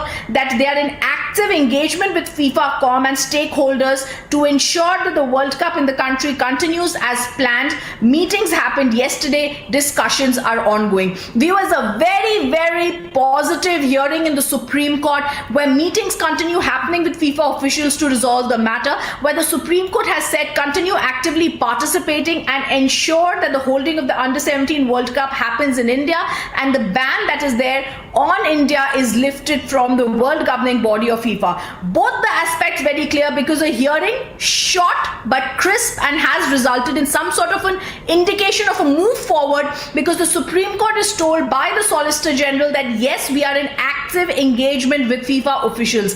Till yesterday, this was not something we had known. This is a new development that takes place which gives hope to India to ensure that the Under-17 World Cup is held in India in October.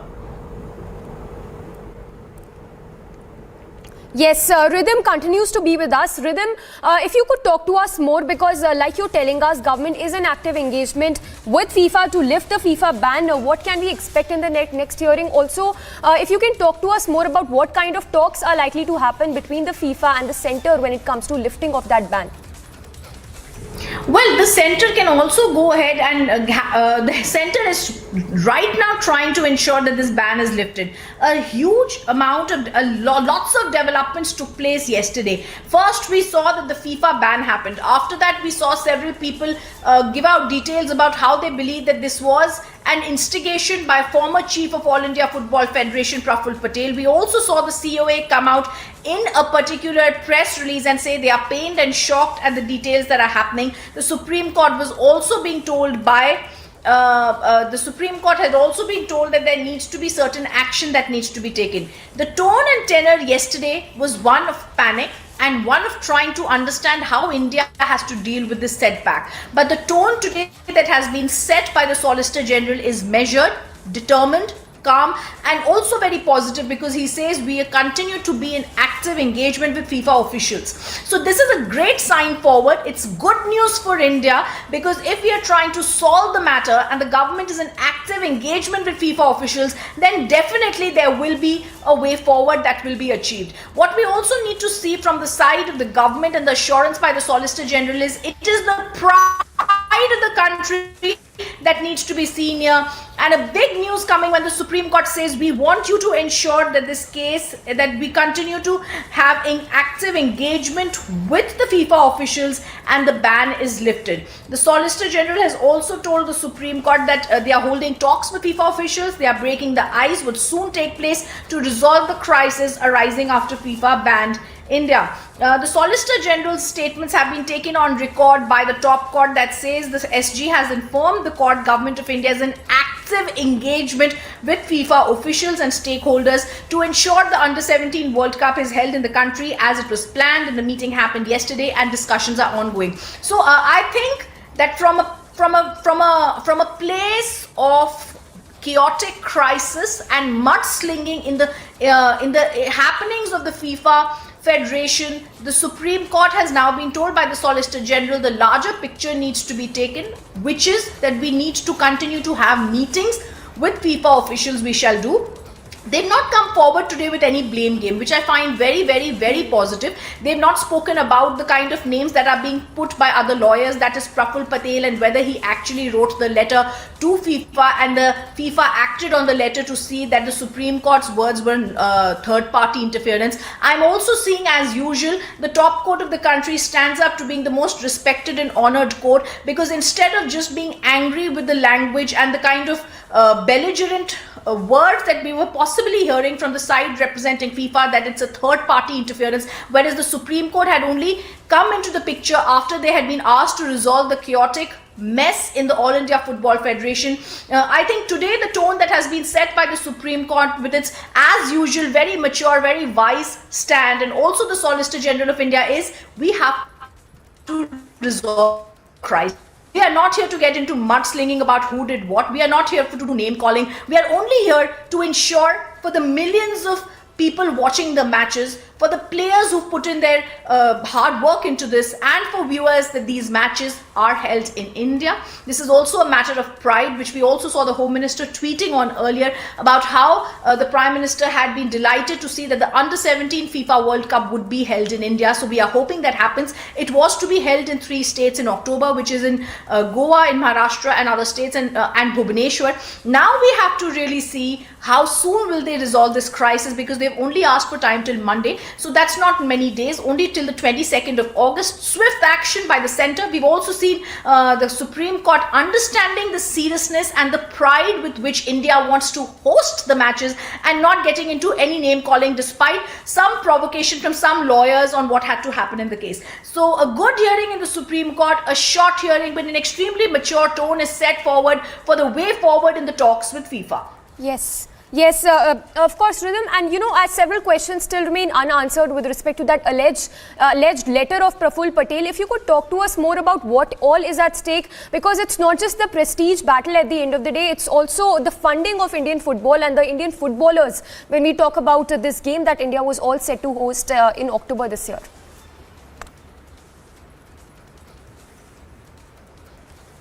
Alright, let me also tell our viewers that as we are speaking about what happened, I also want to go back and give a sense of what happened in this hearing yesterday and what were the kind of actions that have been taking place till August. On the 18th of May in 2022, the Supreme Court has said that a committee of administrators will be overlooking the elections and all the elected body representative work that has to happen in the Football Federation.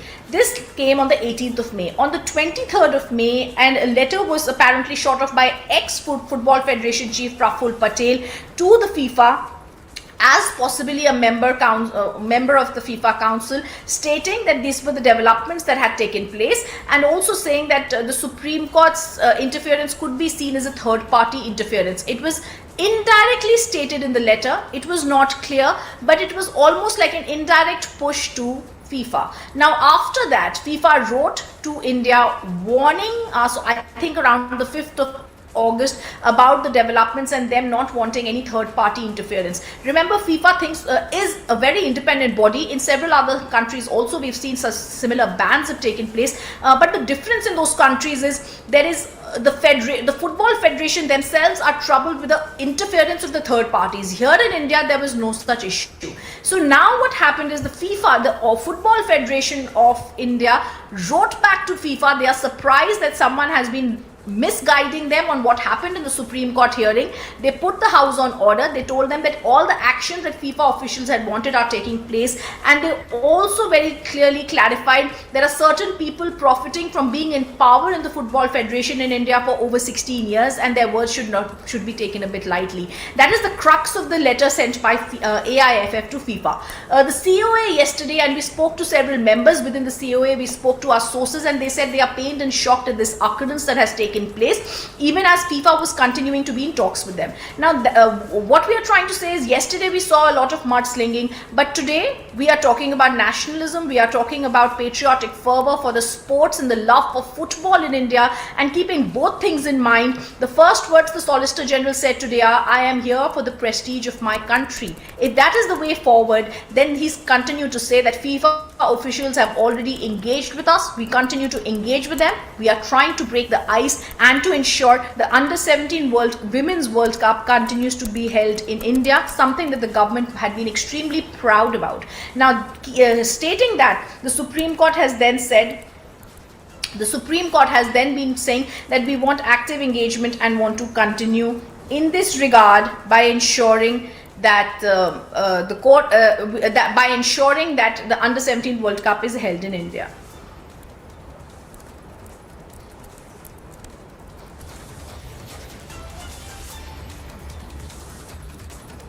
Yes, Rhythm, if you can hear me, I wanted to know more from you about what all is at stake, because at the end of the day, it not only boils down to the prestige battle for the country, but also in the longer run when it comes to the funding of the football players and football itself with respect to these games that India was all set to host in October this year.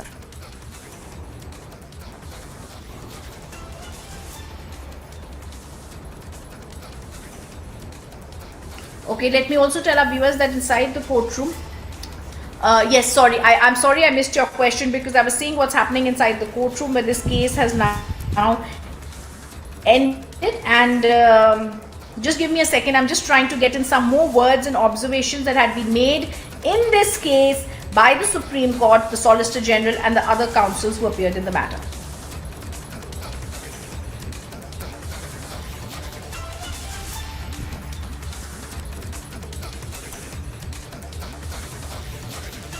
So, Rhythm, they're getting us all those details and insights on the big SC hearing that happened just a short while back. Remember, the hearing has been adjourned now till August 22nd. But a swift action there that's been taken by the centre, as centre, we are told, may break ice with FIFA soon. And SC, in fact, has called for working to lift the FIFA ban. Remember, India was all set to host these games in October this year. Here, what we understand as of now is that the government is in active engagement with FIFA to lift the FIFA ban.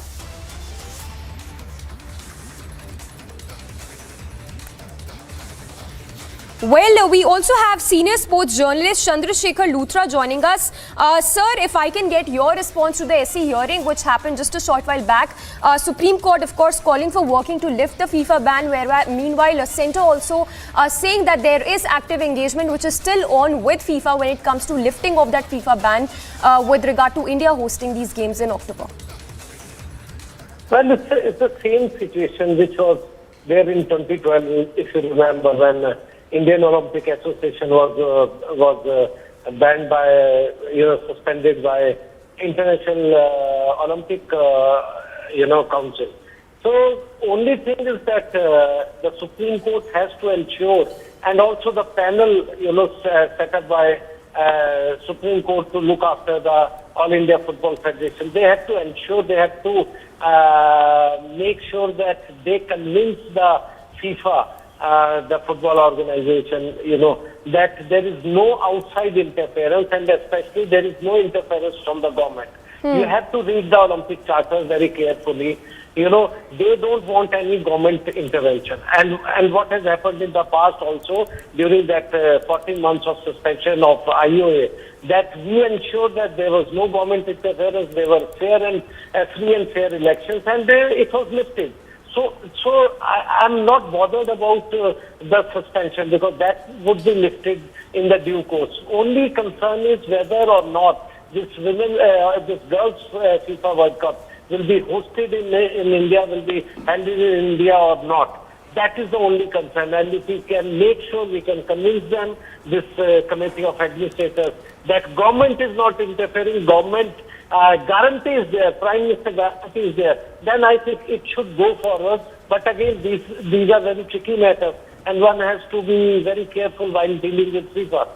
Yes. Yes, Mr. Luthra, and when we talk about these games, India was eagerly looking forward to it, all set to host these games in October this year. If you can talk to us about what all is at stake, because at the end of the day, it's not just the prestige battle for the country, it also involves a lot of funding for our football players, for football itself, when it comes to hosting these games in October this year. You have to understand that for FIFA, probably the stakes are not too high in India. They know that our teams are not up to the world standard. The stakes are only for India. The stakes are so high that our team was getting, this girls team was under 17 teams, was getting to participate in the World Cup. Otherwise, we would have never qualified for this kind of event. So I think that's why I'm saying that it is important that our players get exposure. It is important that these exposures also, we understand, are very important for the upcoming or the future, future of Indian footballers, and that's our only concern is.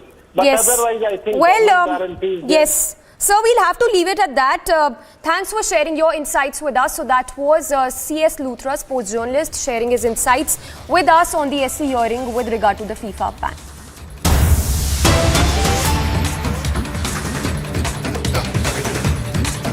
Well, on to more breaking news coming in. This one in relation to Sukesh Chandrasekhar, conman Sukesh Chandrasekhar case, where we are told that Jacqueline will be made an accused in this case. We have our senior editor, Shravan, getting us all those details. Shravan, it's over to you. Help us with all the updates that you're picking up. A big development, in fact, in conman Sukesh case. Well, in fact, we're given to understand, Samiksha, that the charge sheet will be filed against actor Jacqueline Fernandez, in which she is going to be named as an accused. Remember, the charge sheet is expected to be filed around noon today in the national capital by the Enforcement Directorate. The allegation is very straight, that she is a beneficiary of the proceeds of crime. Remember, she had already appeared multiple times before the Enforcement Directorate. In fact, she has admitted before the Enforcement Directorate that she has met Sukesh Chandrasekhar on 2 occasions.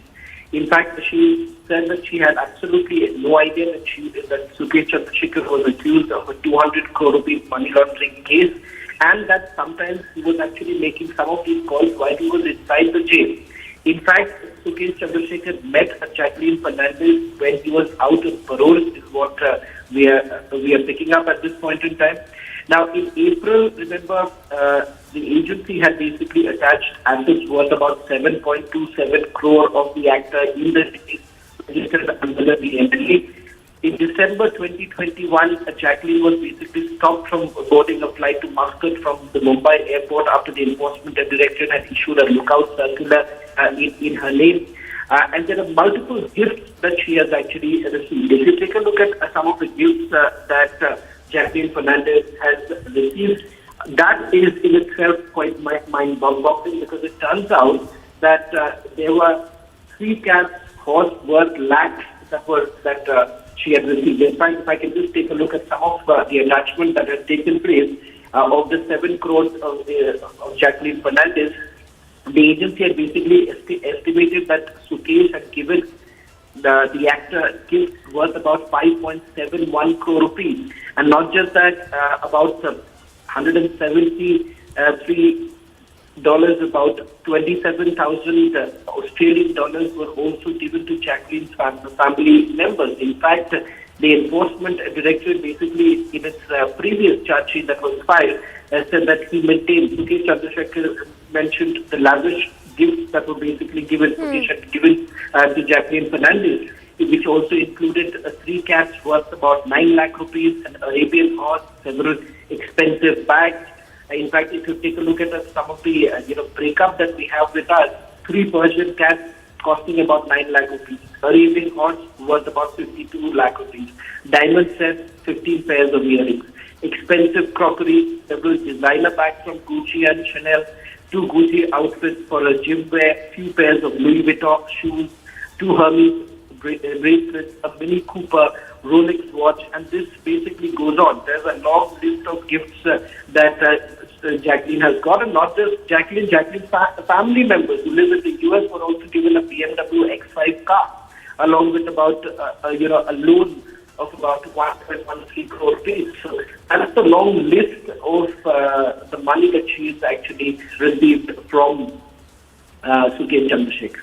Yes. Shravan, stay with us. If you can also talk to us about the summons that have been sent to Jacqueline in the past. We understand that she's been summoned and quizzed by the agencies in the past as well. What has been Jacqueline's stance so far when it comes to her link with the conman Sukesh Chandrasekhar? Well, she has never said that she's not met Sukesh Chandrasekhar. In fact, there are certain photographs of the actor that went viral, if I may say so. But she has essentially said that there are only 2 occasions when there was a physical meeting that actually took place. And that physical meeting, one of the meetings took place in Chennai. And in fact, she also went on to tell the Enforcement Directorate that on several occasions she had actually asked Sukesh Chandrasekhar to meet, but it was Sukesh who could not meet. That was only because Sukesh was behind bars. And the pretext that was actually given, or rather, the reason that was given by Sukesh Chandrasekhar for not being able to meet Jacqueline Fernandez was the fact that there was a pandemic, and that is the reason why there are certain COVID restrictions, and that's why they could not meet. So those are some of the reasons that were basically cited. But the fact that Jacqueline Fernandez was meeting Sukesh Chandrasekhar, the fact that she was, a beneficiary of the proceeds of crime. Now, what one will have to take a look at the charge sheet is that whether or not she was completely unaware that it was conman Sukesh Chandrasekhar who was duping several people. In fact, he was sitting inside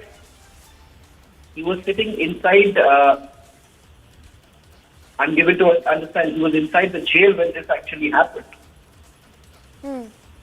All right, Shravan, we leave it at that. We'll keep coming back to you for the latest on that. So, Shravan, they're getting us all those details on this big story that we are tracking. The charge sheet will be filed very soon in the Delhi court, and Shravan saying they're pulling out the big lead when it comes to Jacqueline, who will be made an accused in this case with respect to conman Sukesh Chandrasekhar. So we are told that Bollywood actor Jacqueline Fernandez will be charge sheet in the Patiala House Court. In fact, the charge sheet mentions that Jacqueline benefited from the proceeds of crime. So trouble there only mounting for Bollywood actor Jacqueline Fernandez. Remember, in the past as well, she's been summoned by the agencies in connection with her role with the conman. Slipping into a very short break. On the other side, we'll get you the big leads as the trouble mounts for actor Jacqueline Fernandez.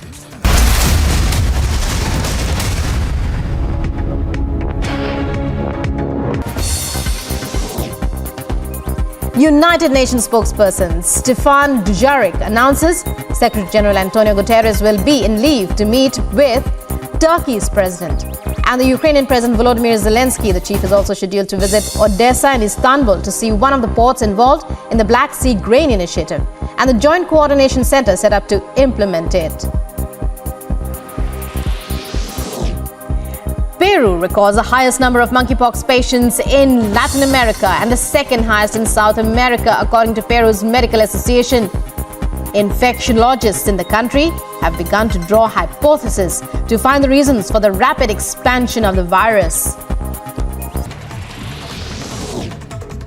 In Odisha's Bhadrak district, normal life of people has now come to a standstill as floodwater from Baitarani river has inundated several residential areas. The DM of the area was quoted as saying that 3 blocks in Bhadrak district have been affected due to floodwaters. Meanwhile, 80,000 to 90,000 people have been affected in this area. 3 block में अभी partly कुछ पंचायत में बाढ़ का स्थिति है। हमारा Dhamnagar block, Bhandari पोखरी block एवं चांदवाली ब्लॉक, तो उस हिसाब से प्रशासन की तरफ से सारे स्टेप्स लिए गए हैं कि जहां पे बोट डिप्लॉयमेंट हो, साइक्लोन जो शेल्टर सेफ शेल्टर आइडेंटिफिकेशन हो, ये सारा चीज़ें किया गया है। हमारे फील्ड फंक्शनरीज सारे जीपी जो कट ऑफ हुए हैं वहाँ पे है। कॉन्स्टेंटली हम पीआरआई मेंबर्स के टच में भी है। अराउंड हम बोल सकते हैं कि 80,000 टू 90,000 लोग अफेक्ट हुए हैं जितना वो जीपीज़ में रहते हैं, बट अभी तक पूरा स्मूथ सारी चीज़ें कैसे रहते हैं उसका प्रशासन इंश्योर कर रहा है। As part of massive manhunt launched for the killers of Kashmiri Pandit Sunil Kumar, hideout of inactive terrorist Adil Wani has now been busted by the State Forest Service officers in Shopian. CBI to most likely question Anubrata Mondal's daughter Sukanya Mondal in connection with a cattle smuggling case. According to sources, it is highly likely that the interrogation may take place today itself, as a team has already been moved to Bolpur in midnight. In the cattle smuggling case, the CBI has come across important information pertaining to role of Anubrata and his daughter with regard.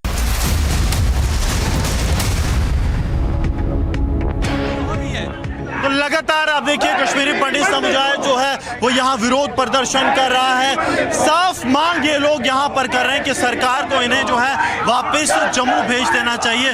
Sir, डर का माहौल है कि मतलब जिस तरह से लगातार किलिंग्स हो रही है? जी बिल्कुल डर का माहौल है। आप देखिए ना आज की सिचुएशन क्या है। जो 90 से वहाँ रह रहे थे उनको भी आज टारगेट बनाया गया, इसलिए आज का जो माहौल है वो 90 से भी बदतर है। हम ये चाहते हैं कि जितने भी हमारे वहाँ एम्प्लॉय उनको रिलोकेट किया जाए और जितने वहाँ कश्मीरी पंडित रह रहे हैं उनको भी आप जम्मू ले आए जब तक इनके दावे पूरे होते हैं कि हमारे कश्मीर में सिचुएशन से तब तक जो है इन्हें यहाँ सेफली लाया जाए। आप देखिए जहाँ तक नजर जाएगी वहाँ पर आपको जो है कश्मीरी पंडित समुदाय के लोग जो हैं वो देखने को मिलेंगे जो विरोध प्रदर्शन कर रहे हैं।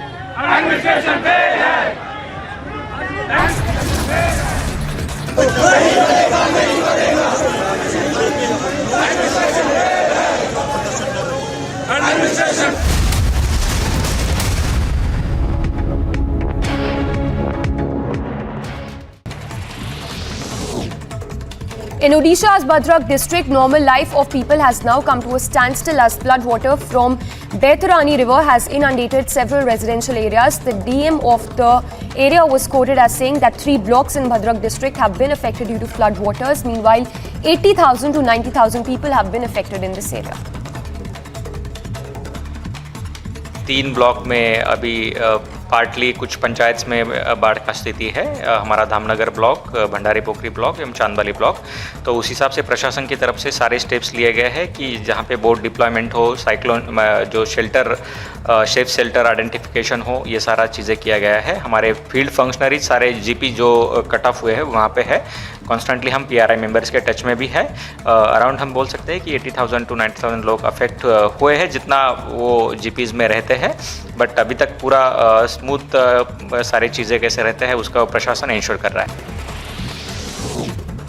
As part of massive manhunt launched for the killers of Kashmiri Pandit Sunil Kumar, hideout of inactive terrorist Adil Wani has now been busted by the State Forest Service officers in Shopian. CBI to most likely question Anubrata Mondal's daughter Sukanya Mondal in connection with a cattle smuggling case. According to sources, it is highly likely that the interrogation may take place today itself, as a team has already been moved to Bolpur in midnight. In the cattle smuggling case, the CBI has come across important information pertaining to role of Anubrata and his daughter with regard to amassing of properties amounting to crores of rupees. Leading milk suppliers Amul and Mother Dairy will increase milk prices by 2 rupees per litre starting today on account of rising input costs. This is in fact the second consecutive hike by Amul and Mother Dairy in nearly 6 months. In other international stories, Ukrainian President Volodymyr Zelensky accuses Russia of nuclear blackmail, calls for new sanctions to be imposed in response to it. Further, Zelensky warns the presence of Russian forces around Europe's largest nuclear power plant threatens Europe and beyond.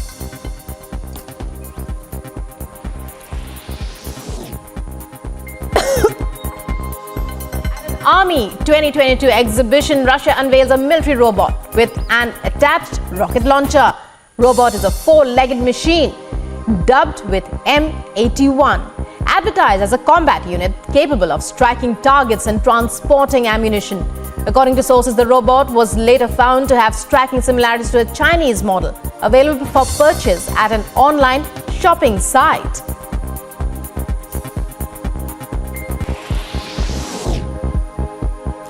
According to a statement by the European Commission, it said as several European countries endure high temperatures and a lack of rain, Europe could be facing its worst drought in 500 years. It also further stated that a definite answer for the same cannot be given at the moment. But according to current data presented, it looks like it might take a bad shape, even worse than 2018. As of now, the drought that the country is experiencing is affecting agriculture, forcing water restrictions and causing wildfires.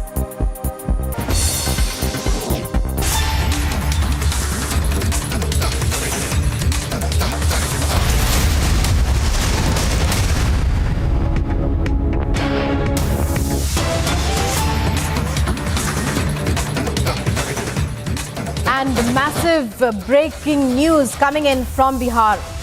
It's a massive development. The law minister of the state is an absconder, and victim's advocate makes the big charge. It's a charge made by the victim's advocate, and the arrest warrant against this particular Bihar minister, it's the law minister of Bihar, and he has been accused of kidnapping. The charge against him is that of kidnapping, and the advocate of his accuser, the advocate of the victim, has made this charge that the law minister is an absconder. The arrest warrant copy is with Republic, and the law minister says he has not received the warrant. That's the word that's coming in from his camp.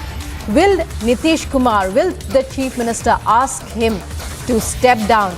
The victim's lawyer has also spoken to Republic. The new Bihar minister faces a charge of kidnapping. So a Bihar law minister who's facing a charge of kidnapping is absconding. That's what the advocate of the victim, of his victim, he has been charged with kidnapping. The new Bihar law minister, and the question is, what action will the chief minister take? That's the arrest warrant copy that we were telling you about. The arrest warrant copy is with Republic. So it's a massive development. The law minister of the state of Bihar is an absconder. The charge against him is that of kidnapping. His victim's advocate says that he is absconding. Prakash Singh, our senior editor in Patna, takes us through this massive development. Prakash, tell us all about it as it's happening. A massive development. The law minister in Bihar has been charged with kidnapping, first of all, and now the victim's advocate says that he is absconding.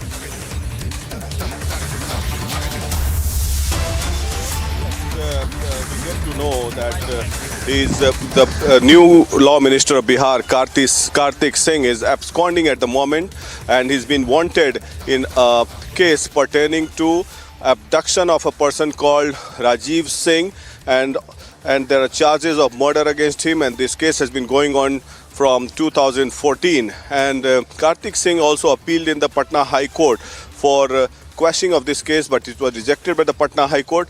This is the copy of the arrest warrant. We'll like to zoom it and show it to viewers. This is the warrant of arrest issued last month in July. But Kartik Singh says that he hasn't received any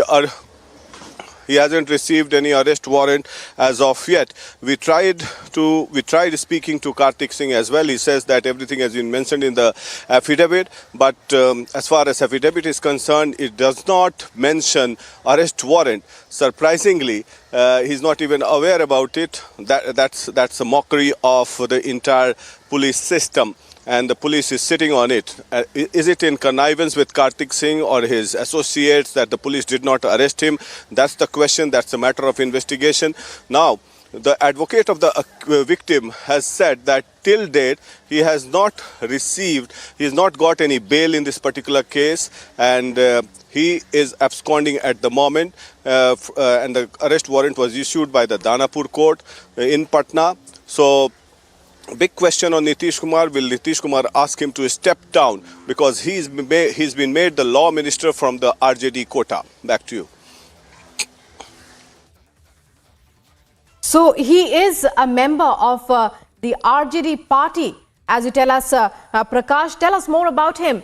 Mr. Kartik Singh, you say that this is a case that dates back to 2014, and yet Chief Minister Nitish Kumar has included him in his ministry, has given him a ministry, has given him the all-important law portfolio.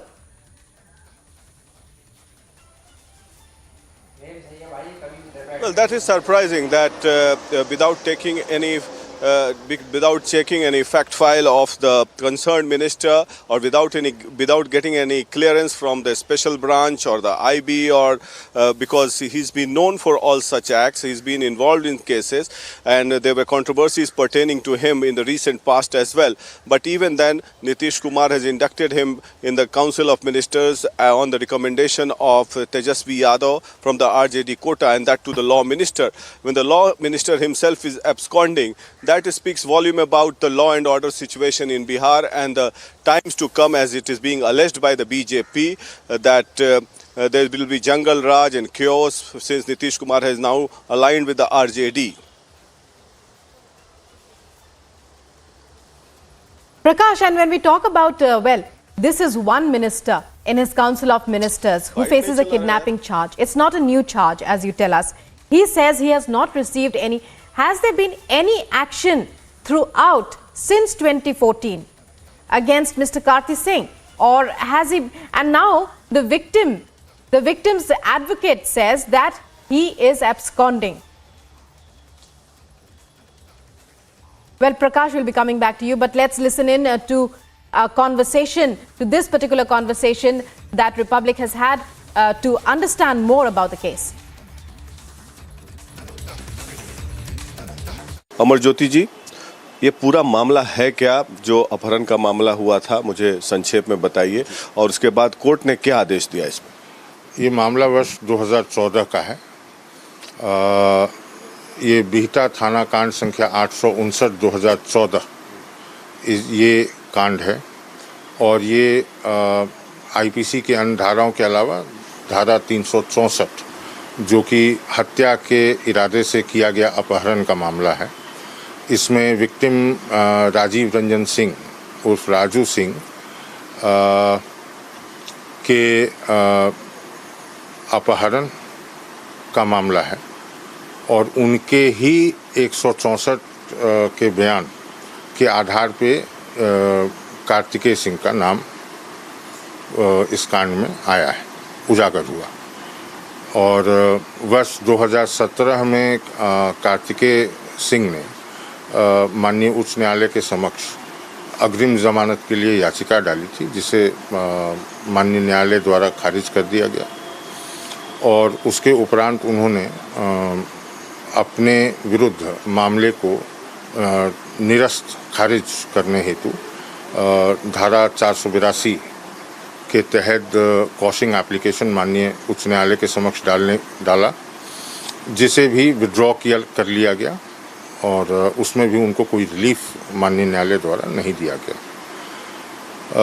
गत 14 जुलाई को कार्तिकेय सिंह के विरुद्ध गिरफ्तारी का warrant Danapur 14 जुलाई 2022 जी 2022 को माननीय न्यायालय दानापुर द्वारा उनके खिलाफ गिरफ्तारी का वारंट निर्गत किया गया। और उसके उपरांत अभी तक जो प्राप्त जानकारी है वो उसमें केस में सरेंडर नहीं किए हैं और अभी भी वो गिरफ्तारी वारंट उनके विरुद्ध लंबित। तो ये गिरफ्तारी वारंट लंबित है, और तो क्या इसमें पुलिस की मिलीभगत है जो उन्होंने गिरफ्तार नहीं किया? अगर ये 14 जुलाई 2022 को वारंट इश्यू हुआ और उसके बाद ये कल पद और गोपनीयता की शपथ भी ले लेते हैं, तो ये कानूनी रूप से कितना वैध है ये शपथ? देखिए, शपथ की वैधता पर मैं कुछ नहीं बोल पाऊंगा, इस पे मत अलग अलग भिन्न हो सकते हैं। लेकिन पुलिस के द्वारा न्यायालय के आदेश को का पालन करना ये बहुत ज़रूरी है किसी भी सभ्य समाज में।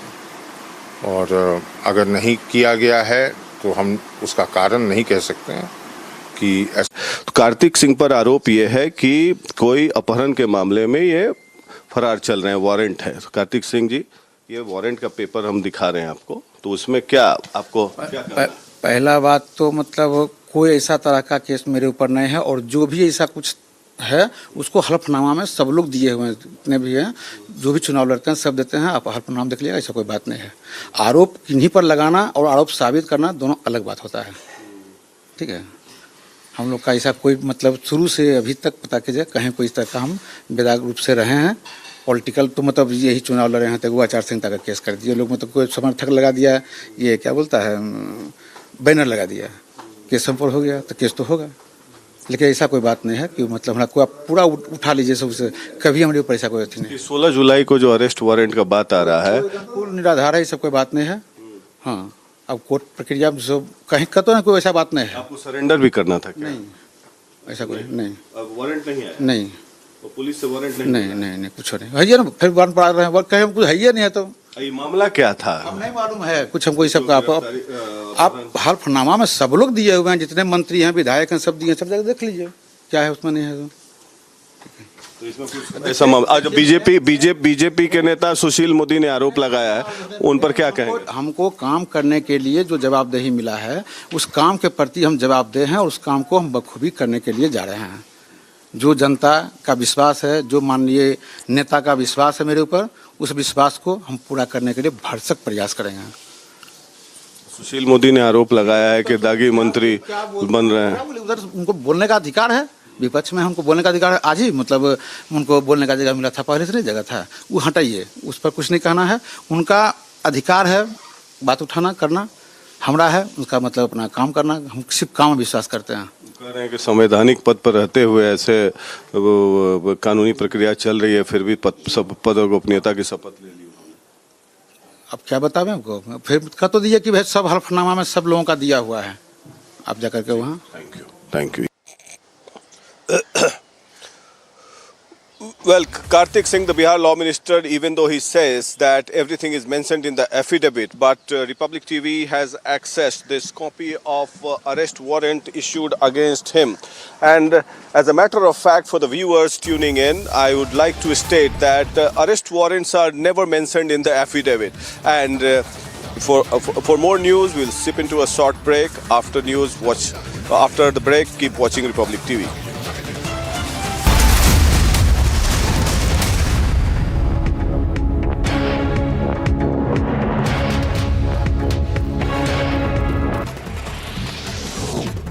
As part of massive manhunt launched for the killers of Kashmiri Pandit Sunil Kumar, hideout of an active terrorist Adil Wani has now been busted by the State Forest Service officers in Shopian.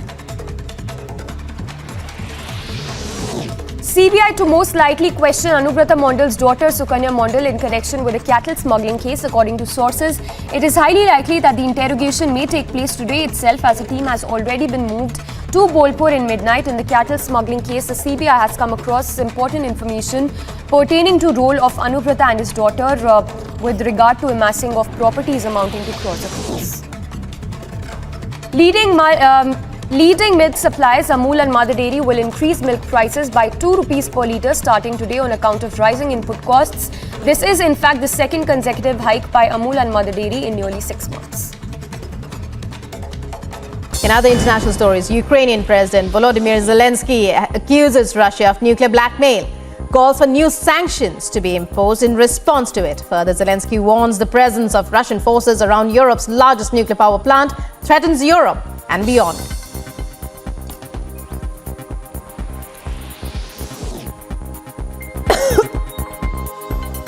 Army 2022 exhibition, Russia unveils a military robot with an attached rocket launcher. Robot is a 4-legged machine dubbed with M81, advertised as a combat unit capable of striking targets and transporting ammunition.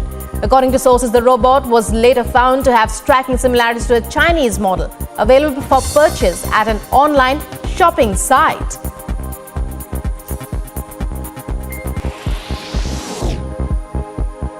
According to a statement by the European Commission, it said as several European countries endure high temperatures and a lack of rain, Europe could be facing its worst drought in 500 years. It also further stated that a definite answer for the same cannot be given at the moment.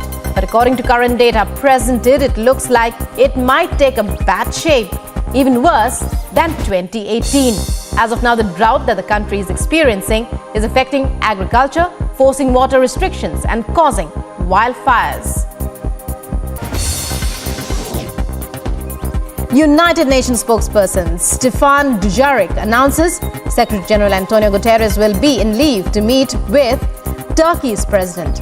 And the Ukrainian President Volodymyr Zelensky, the chief, is also scheduled to visit Odessa and Istanbul to see one of the ports involved in the Black Sea Grain Initiative and the Joint Coordination Center set up to implement it. Peru records the highest number of monkeypox patients in Latin America and the second highest in South America, according to Peru's Medical Association. Infectiologists in the country have begun to draw hypotheses to find the reasons for the rapid expansion of the virus.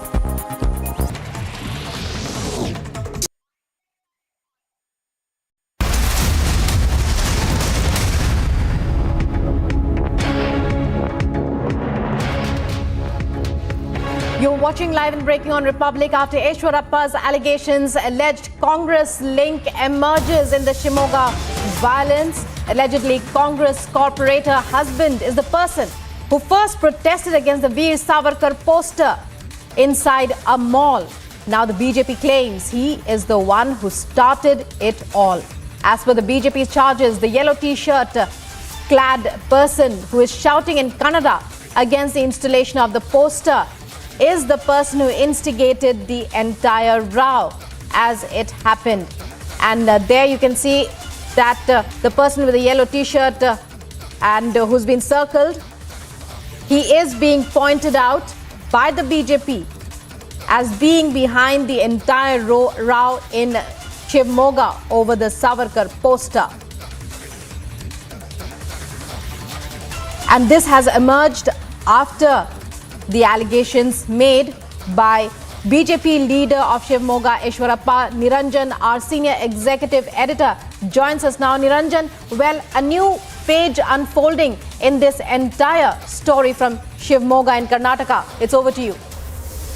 Yeah, Piyush is in Shivamogga and he's accessed this video as well. It's a Republic TV exclusive. That's the video. That's an exclusive video. Let's put that video out full frame. Let's put the video out full frame, please. That's an SDPI. I'll just speak over the video and I'll describe what's happening in this video because we have the translation that was done by Nivedana, who's also live with us. Once Nivedana is live, I will go across to her. She will translate what happens in this video. But this is where it all began. The Savarkar story begins here. The Savarkar story begins here on the 13th of August. And this is the video. Let me read out and tell you what is happening here. And in this particular video, let me just give you the background.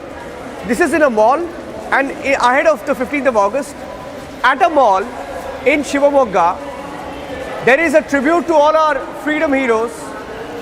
A lot of heroes, Sardar Patel, Sardar Vallabhbhai Patel, you can see Bhagat Singh, Nehru, Gandhiji, Veer Savarkar, all of them are there. All of them are there in this particular video, okay? And they're all being honored. They're all being honored.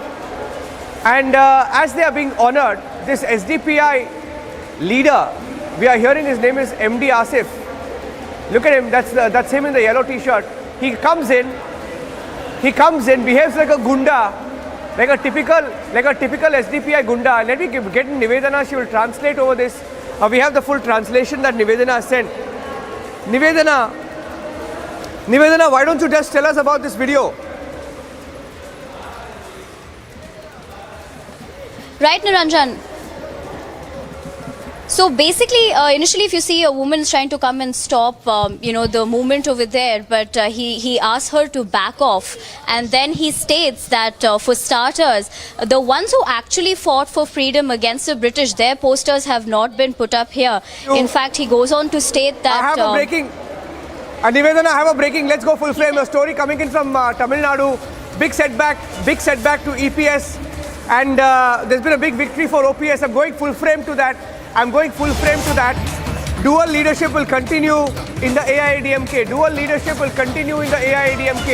Which is a big setback to EPS, because just a few days back, he threw OPS out of the party, and the High Court has now said, Madras High Court has said that the dual leadership will continue. Justice G. Jayachandran of the Madras High Court has ordered in favor of O. Pannirselvam, and the High Court has ordered status quo ante as on June 23rd, ordering conduct of a fresh General Council meeting in the AIADMK. This is a big setback for EPS, who wanted to take over the party. And I'm going across to Varshini as well. Varshini will be joining us live. Big victory for OPS. It's back. Let me go across to Varshini. I think those are live pictures from Chennai. Let's go across to the live pictures from Chennai. I think those are live pictures from outside. Yeah, live pictures on ANI Select of celebration of the OPS camp. On ANI Select. Varshini, over to you. Varshini, take us to the celebration. Varshini.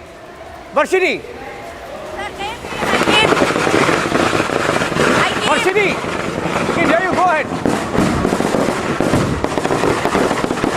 Celebrations at OPS residence right now in Chennai. Let's go back to the pictures also on ANI Select. Live pictures coming in on the multiple windows. ANI Select pictures also coming in. Celebrations in Chennai right now.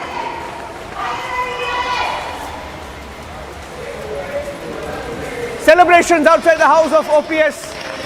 It's a big moment in Tamil Nadu politics because AIADMK, after Jayalalitha, has been in a flux as two factions fight it out for control. Two factions of the AIADMK have been fighting for control, and it's a big victory. Celebrations there outside OPS residence. Live pictures in Chennai. Varshini is live. Varshini.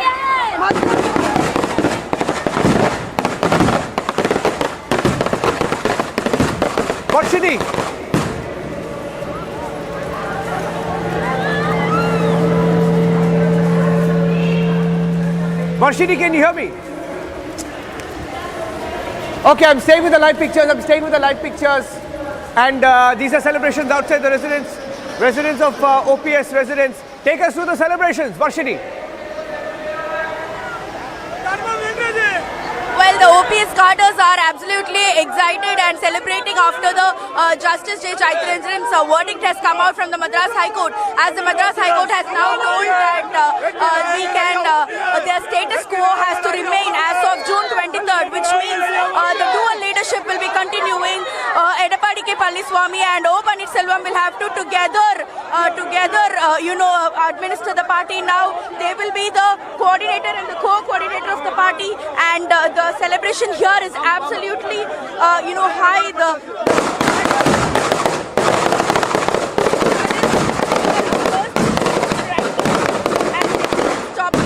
And they are just out of excitement. They are bursting crackers.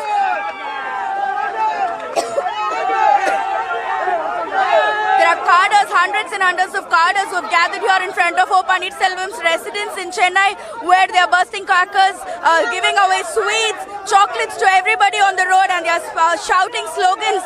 They say that the justice has won. Dharmam Vellum is what they are shouting. They say the justice has been given finally.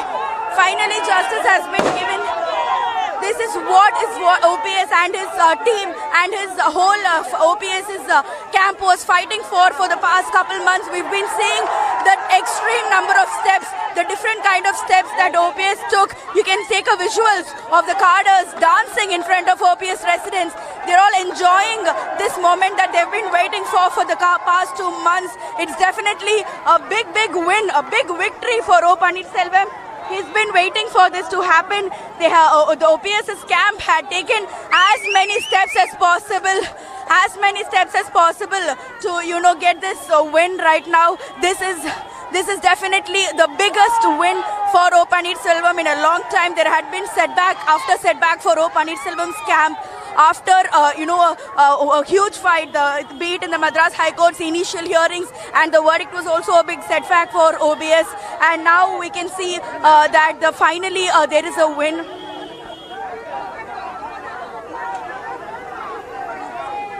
Break right now. We have to take a short break. We'll take a short break and come back with the live coverage. Varshini, you stay there. We're coming back with the live coverage with you. Stay with us. We'll take a short break, and we're going to come back. We're going to come back with the live coverage.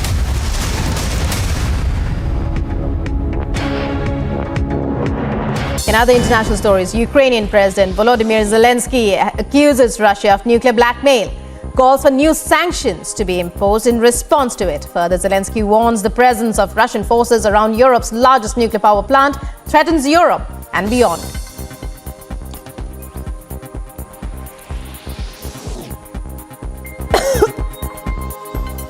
Army 2022 exhibition, Russia unveils a military robot with an attached rocket launcher.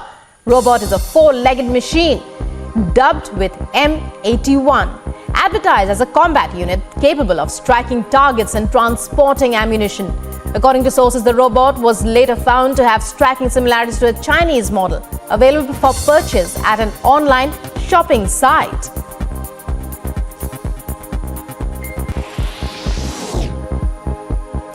According to a statement by the European Commission, it said, as several European countries endure high temperatures and a lack of rain, Europe could be facing its worst drought in 500 years. It also further stated that a definite answer for the same cannot be given at the moment.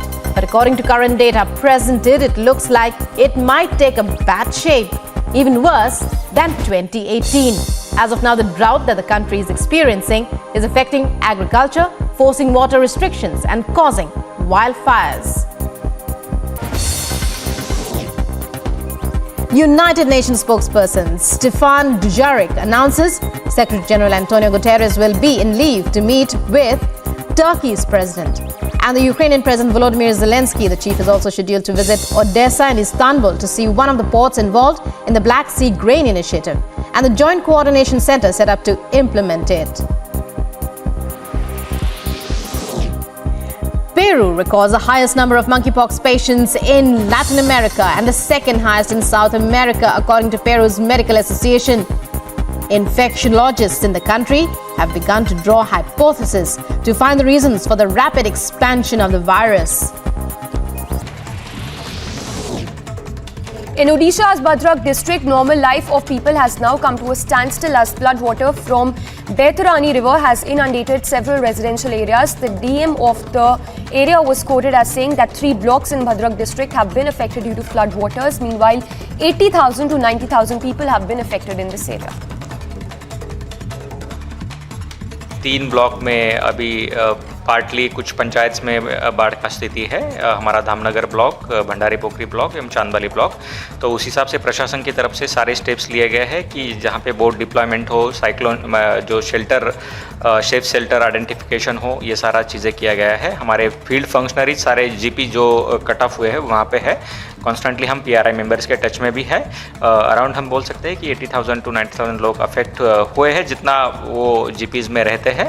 But अभी तक पूरा smooth सारी चीज़ें कैसे रहते हैं उसका प्रशासन इंश्योर कर रहा है।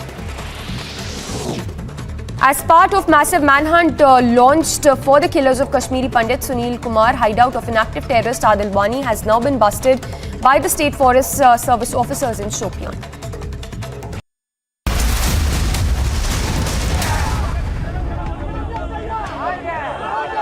As you can see, celebrations are very, very high in front of the OPS residents in Chennai as the Madras High Court Judge Justice Jayachandran has pronounced the verdict in favor of O. Pannirselvam. I can see the cadres shouting the victory. They are celebrating, bursting crackers, giving away sweets, and the mood in front of the OPS house is definitely high.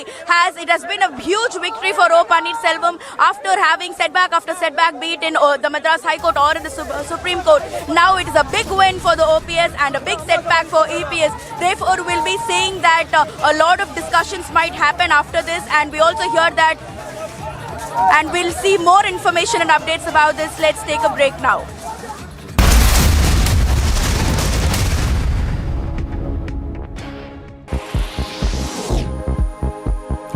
According to a statement by the European Commission, it said as several European countries endure high temperatures and a lack of rain, Europe could be facing its worst drought in 500 years. It also further stated that a definite answer for the same cannot be given at the moment. But according to current data presented, it looks like it might take a bad shape, even worse than 2018. As of now, the drought that the country is experiencing is affecting agriculture, forcing water restrictions and causing wildfires. United Nations spokesperson Stefan Dujarric announces Secretary General Antonio Guterres will be in leave to meet with Turkey's president. And the Ukrainian President Volodymyr Zelensky, the chief, is also scheduled to visit Odessa and Istanbul to see one of the ports involved in the Black Sea Grain Initiative and the Joint Coordination Center set up to implement it. Peru records the highest number of monkeypox patients in Latin America and the second highest in South America, according to Peru's Medical Association. Infectiologists in the country have begun to draw hypotheses to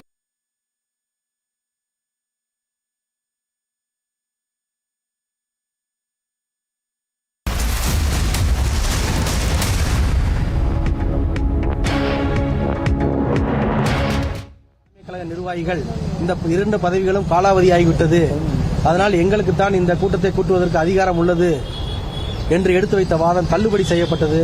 எனவே 11/7/2022 கொண்டு வரப்பட்ட அனைத்து தீர்மானம் செல்லத்தக்கது அல்ல, அது நிராகரிக்கப்பட்டு விட்டது என்றே அர்த்தம். அவ்வாறு தான் நீதிமன்றம் உத்தரவிட்டுள்ளது.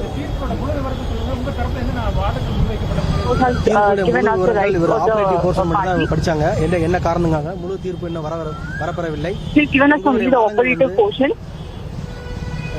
திரு மாண்புமிகு ஒருங்கிணைப்பாளர் தரப்பு வழக்கறிஞர் திரு ராஜலட்சுமி அவர்கள் மற்றும் மூத்த வழக்கறிஞர் திரு அரவிந்த் பாண்டியன் மற்றும் குரு கிருஷ்ணகுமார் மற்றும் ஸ்ரீராம் அவர்கள் எடுத்து வைத்த வாதங்கள் முக்கிய அம்சம் என்னவெனில் 23/6/2022 அன்று 2 பதவிகளும் காலாவதி ஆகவில்லை. இன்றைய தினம் வரை 2 பதவிகளும் தொடர்ந்து நடைபெற்றுக் கொண்டு செயல்பாட்டில் உள்ளது.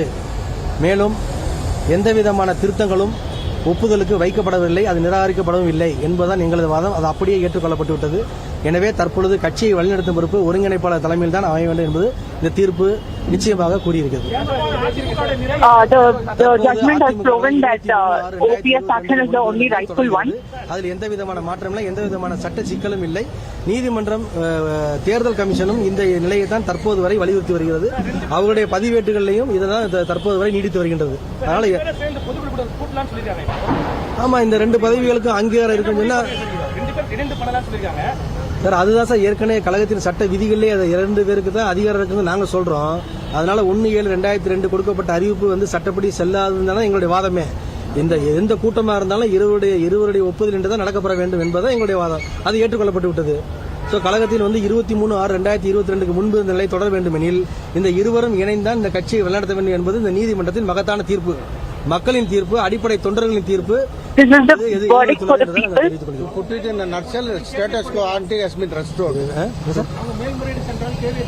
இது நீங்க அவர்களிடம் கேட்க வேண்டிய கேள்வி. எங்களை பொறுத்த வரைக்கும் அதெல்லாம் தலைமை கழகத்தோட கூடி முடிவெடுத்து நாங்கள் செய்ய வேண்டியதை தற்பொழுது கூற இயலாது.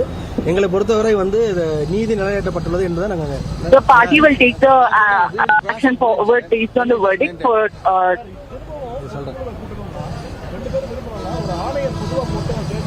அதாவது 2 பேரும் இணைந்து பொதுக்குழுவை கூட்டலாம் என்பது விதிகள் உள்ளது. 5ல் 1 பகுதி உறுப்பினர்கள் மனு கொடுக்கும் பட்சத்தில் அதையும் இருவரும் கலந்து ஆலோசித்து ஒப்புதல் பெற்று நடத்தலாம். அவ்வாறு அதை நடத்துவதற்கு ஏதாவது தடங்கள் ஏற்படும் என்று நினைத்தால் அவர்கள் இந்த நீதிமன்றத்தை அணுகி ஒரு கமிஷனரை அப்பான் செய்வதற்கு அவர்களுக்கு அதிகாரம் அளித்து இந்த நீதிமன்றம் உத்தரவிட்டுள்ளது.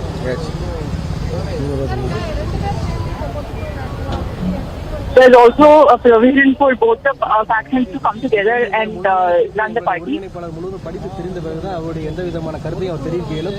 அவர் சார்பாக நாங்கள் எந்த கருத்தையும் தற்போது தெரிவிக்க இயலாது. மேலும் இந்த தீர்ப்பு மேல்முறையீடுக்கு உட்பட்டதா இல்லை என்பது குறித்து நாங்கள் எந்த விதமான கருத்தும் தற்பொழுது சொல்ல இயலாது. நாங்கள் தீர்ப்பை முழுமையாக படித்த பிறகுதான் தற்பொழுது எங்களுக்கு கிடைத்த வெற்றி 23/6 முந்தைய நிலை தொடர்கிறது. அதுதான் எங்களுடைய வாதம் ஏற்றுக்கொள்ளப்பட்டுள்ளது. We will give you all the details after we read the order. உறுப்பினர்கள் ஏற்கனவே திருத்தங்கள் கொண்டு வரப்பட்ட பொழுது அடிப்படை உறுப்பினர்களால் தேர்ந்தெடுக்கப்பட வேண்டும் என்று 1.5 கோடி தொண்டர்கள் கூடி முடிவெடுத்து அதன் அடிப்படையில் 2 ஒருங்கிணைப்பாளர் இணை ஒருங்கிணைப்பாளர் தேர்ந்தெடுக்கப்பட்டார்கள்.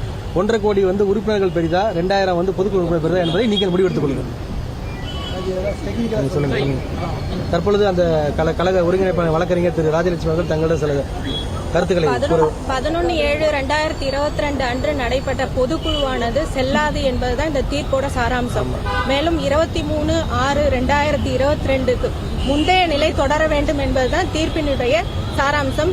அதன் அடிப்படையில் இனி ஒருங்கிணைப்பாளர் இணை ஒருங்கிணைப்பாளர் இணைந்தே கட்சியை வழிநடத்த முடியும் என்பதுதான் தீர்ப்பு. The verdict has given same way for dual leadership. நீதிமன்றத்தால் ஏற்றுக்கொள்ளப்பட்டது. ஆமா 11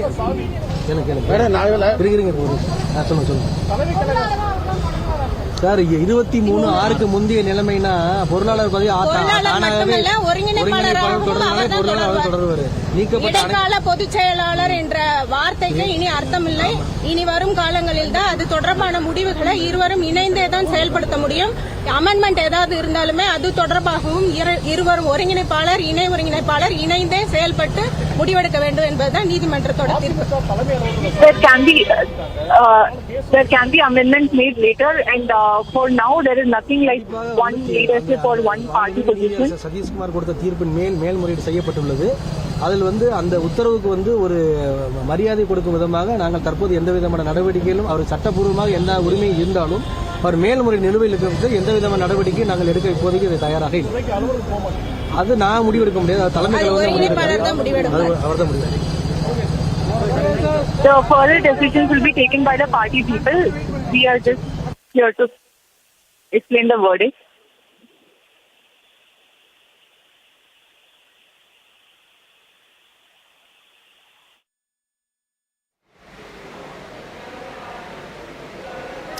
Well, so these are the live visuals as well that we are getting right now of the celebrations taking place. A big win there for the OPS camp as the Madras High Court order is out.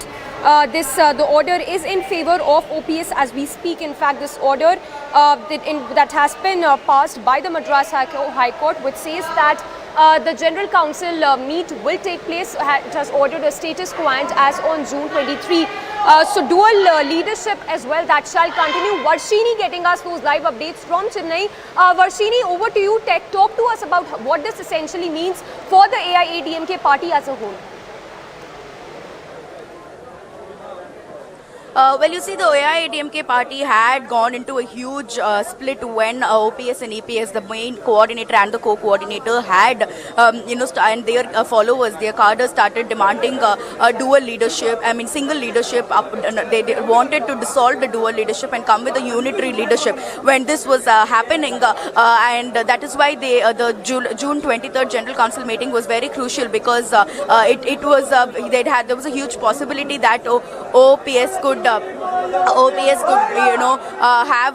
a fear of losing his power in the party, and the major crowd of the AIADMK General Council meet was in favor of Edapadi K. Palaniswamy. And after the General Council happened, OPS made a walkout, and he started taking different steps to get back the power that he lost in the party. Particularly, he went to the Madras High Court, he went to the Election Commission of India. He took several steps to make sure that the June 23rd General Council meet went invalid, and he also has, he also got a verdict from the Madras High Court saying that only the prepared resolutions can be passed. Later on, the General Council meeting was pushed to July 11th, and on July 11th, OPS did not attend it. Rather, he went to the AIADMK headquarters, and in the General Council meeting, we saw how unanimously Edapadi K. Palaniswamy was elected as the interim General Secretary of the AIADMK party, and the whole party went under a unitary leadership. I'm sorry, I'm interrupting you just for a moment there. We have Kovai Satyan of the AIADMK joining us. Sir, if I can get your quick response to the order that has been out, how do you see that panning out for the party as well? Because we've long known the kind of rift that has existed between the EPS and the OPS camp. How do you see the order moving forward? How do you see that shaping for the party as a whole? At the outset, let me clarify. There are not two camps in AIADMK. It is AIADMK headed by EPS and a rebel OPS. It is the same court during the course of argument has passed on a comment. Why don't you go to the cadres, convince them, and make sure your point is heard? Why are you misusing the court?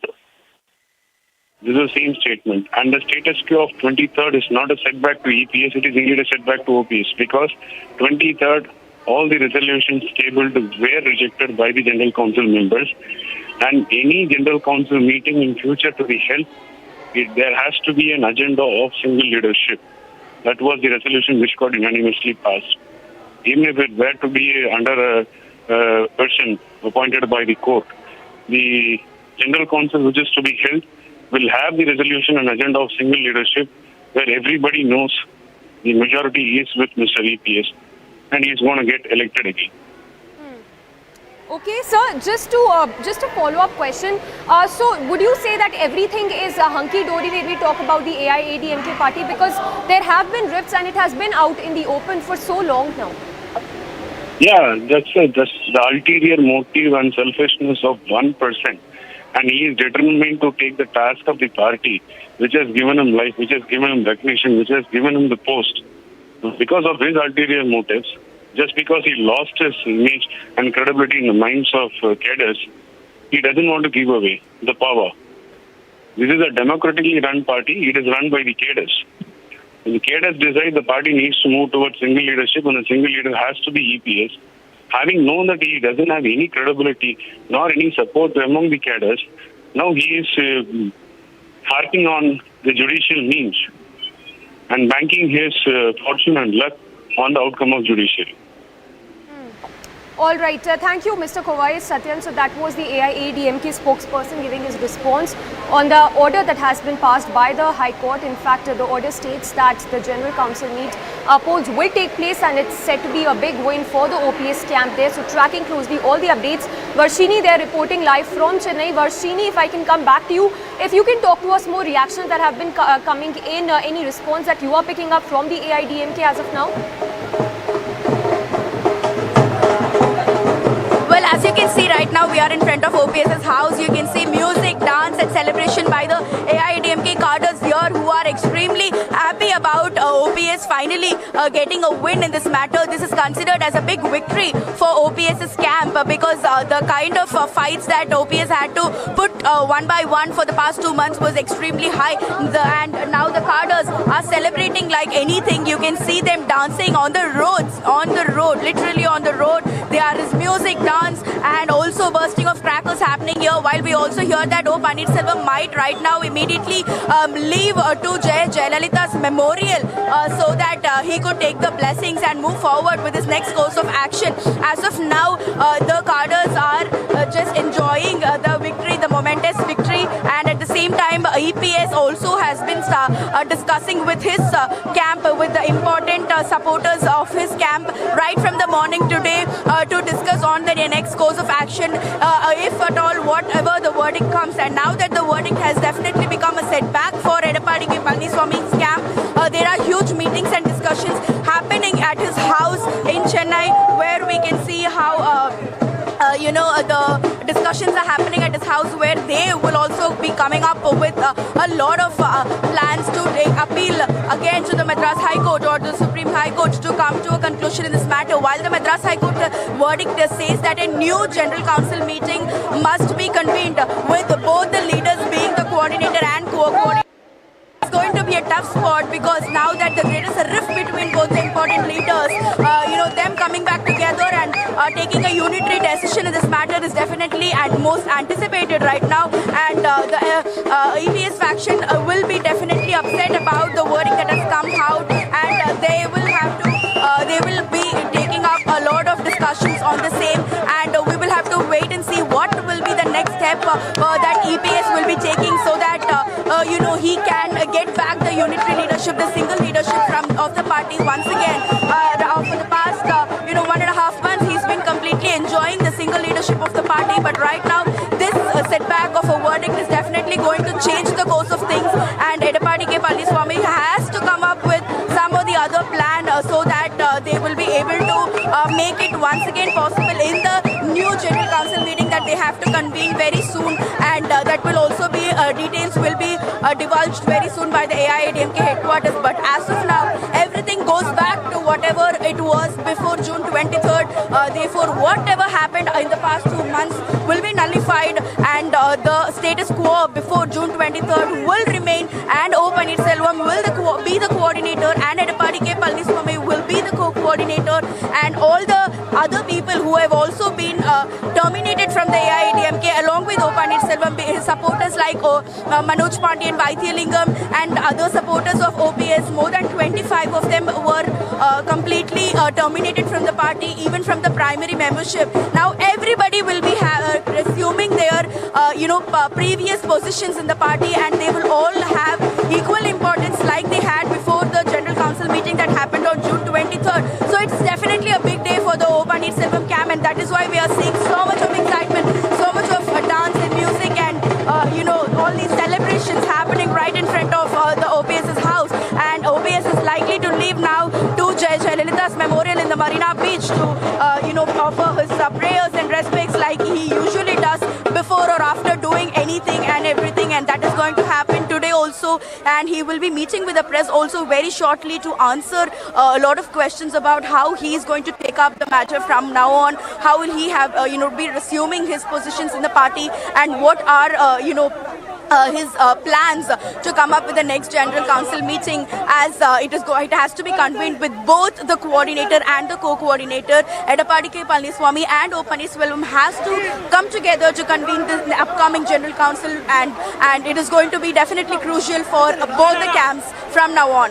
Yes, Varshini, stay with us. So Varshini, they're getting us those live updates from Chennai, where you can see the celebrations which are galore as soon as the order that came out by the Madras High Court, which came in favor of OPS. Varshini, if you're still with us, if you can talk to us more about this fresh General Council meet, which is all set to take place, how significant it is to decide the future of the party leadership of AIADMK. Well, this General Council meeting that has to be newly convened is very, very important because, the previous General Council meeting on June 23rd, the resolutions that were previously discussed was not completed, and that was the reason why OPS left the General Council meeting immediately, and there were a lot of commotion that happened, and that is why they had to reschedule it to another later date. And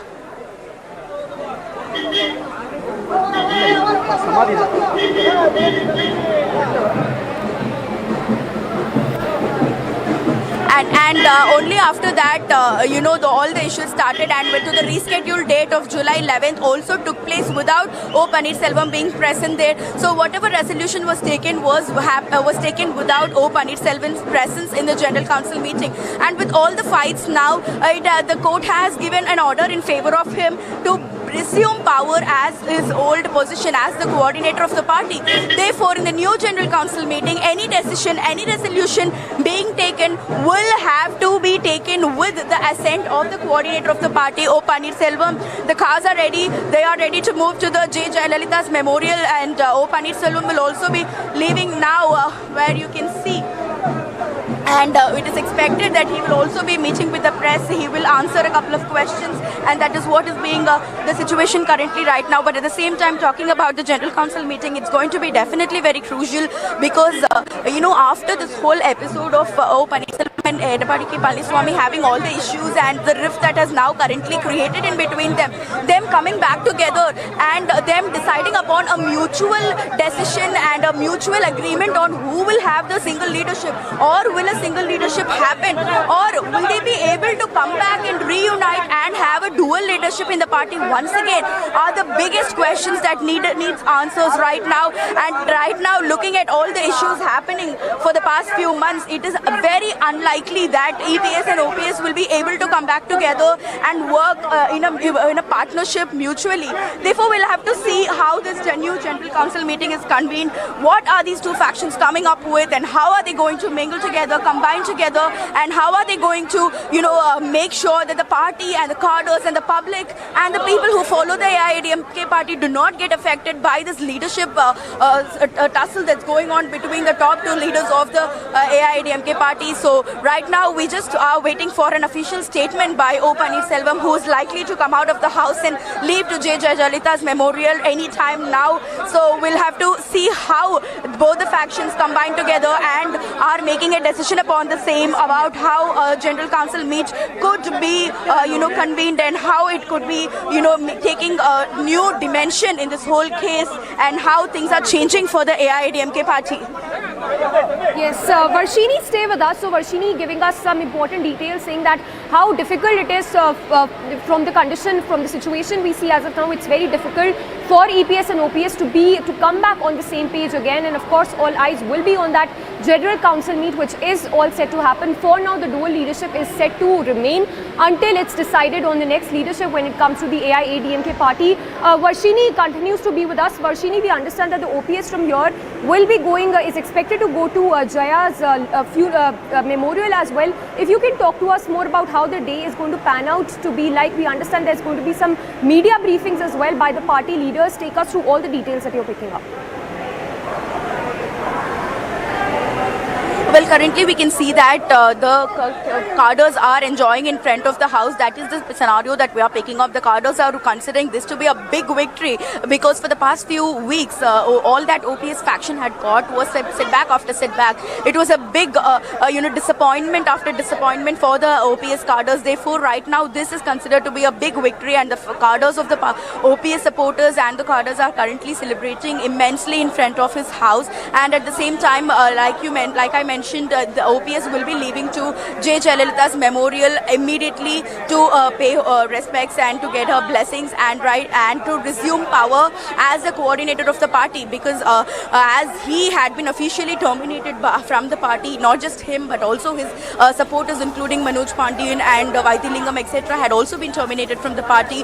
Therefore, this is definitely a big victory, because all of them, not just O. Paneerselvam, since the status quo has to be remained before June 23rd. All of us supporters will also be resuming power from today.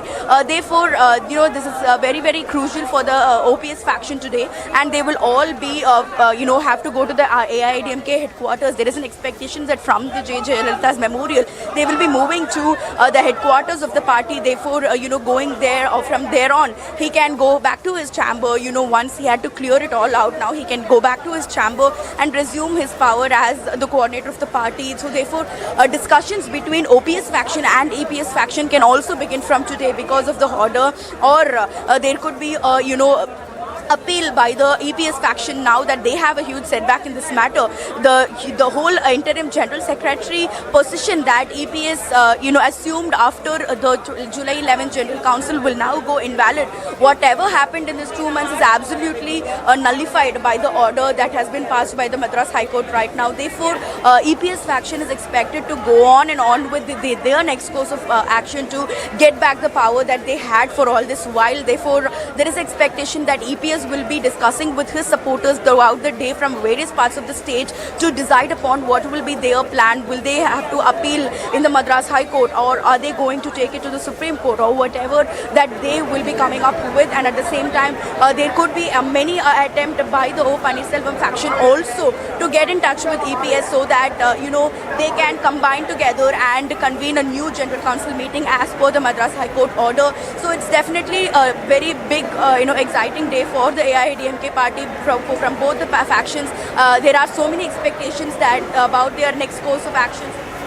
So Varshini there getting us those live visuals from Chennai where you can see the celebrations are galore after the Madras High Court verdict. So we'll be closely tracking all the updates that will come in with regard to that after the High Court ruled in favor of OPS. For now, moving on to more updates coming in, and now this is with regard to the last rites of Lance Naik Chandrasekhar, we understand is underway. So the final goodbye to Lance Naik Chandrasekhar, the visuals you can see. Harsha there getting us those live updates. Harsha, if you can hear us, talk to us more about Lance Naik. We understand that the final rites are being held, the final adieu goodbye to Lance Naik Chandrasekhar. Exactly, Samiksha. We are reporting live from Haldwani, Uttarakhand, where you can say there are so many people, veterans from Kumaon Regiment, as well as the people from all over the Uttarakhand have gathered here to bid final goodbye to the martyr soldier Lance Naik Chandrasekhar, a shining star, a hero of Operation Meghdoot. Clearly, the kind of presence of the locals, neighborhood, and everyone from different parts of Uttarakhand can clearly be seen, which tells us that though this Operation Meghdoot was really difficult, and how Lance Naik Chandrasekhar martyred and sacrificed his life for the very important battle in which Operation Meghdoot just preempted Operation Ababil of Pakistan. We are here just waiting for the mortal remains of the martyr soldier. Anytime here the mortal remains will reach, and mortal remains are being carried in military vehicle only from the army base. Directly the vehicle will reach here, and the final rites, final goodbye will be given to the martyr soldier by everyone of this Uttarakhand. You can clearly see they are the veterans from the Kumaon Regiment who are also here, because they clearly understand this 19th Kumaon Regiment is the regiment who have participated in Operation Meghdoot in 1984 in such crucial military acts at that time on Siachen Glacier. We are joined by them. Sir, आज आप कैसे tribute देंगे उस वीर सपूत को, वीर जवान को जिसने देश के इतने क्रूशियल बैटल में अपनी जान गंवाई? हम उनको नमन करते हैं और उनके बॉडी को सलूट करते हैं, उनके बॉडी को सलूट करते हैं। आज 38 साल के बाद वो यहाँ पर उनकी बॉडी आ रही है, उसके लिए हम काफ़ी वो हैं।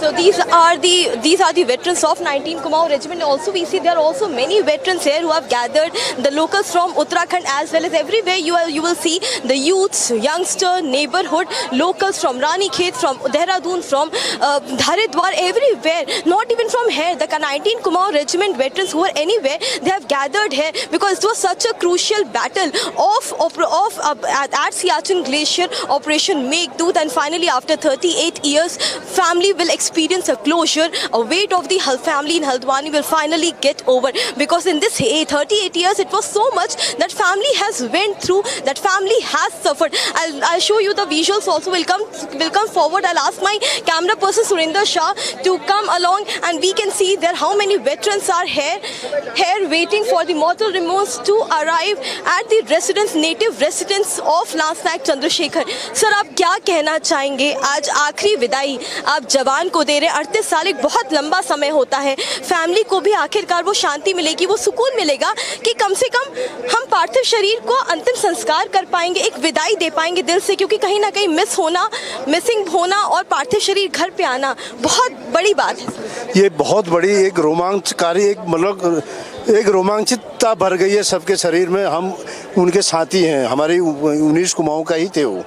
तो हम लोग जितने भी यहाँ पर खड़े हैं, तो हम लोगों को भी आश्चर्य भी हो रहा है और एक गर्व भी महसूस हो रहा है कि आज हमारे साथी जो है, जिनका पार्थिव शरीर आ रहा है, तो हमें ये लग रहा है कि हम देखेंगे वो किस स्थिति में पार्थिव शरीर होगा। मन में तरह तरह के सवाल उठ रहे हैं। और हम तो माँ काली जो हमारी कुल देवी है हमारी कुमाऊं रेजिमेंट की, उनसे प्रार्थना करते हैं कि उनके परिवार को इस दुख की घड़ी में इतने साल 38 साल बाद जो नया एक किस्म के एक वो हुआ है, दुख को सहने की शक्ति प्रदान करे।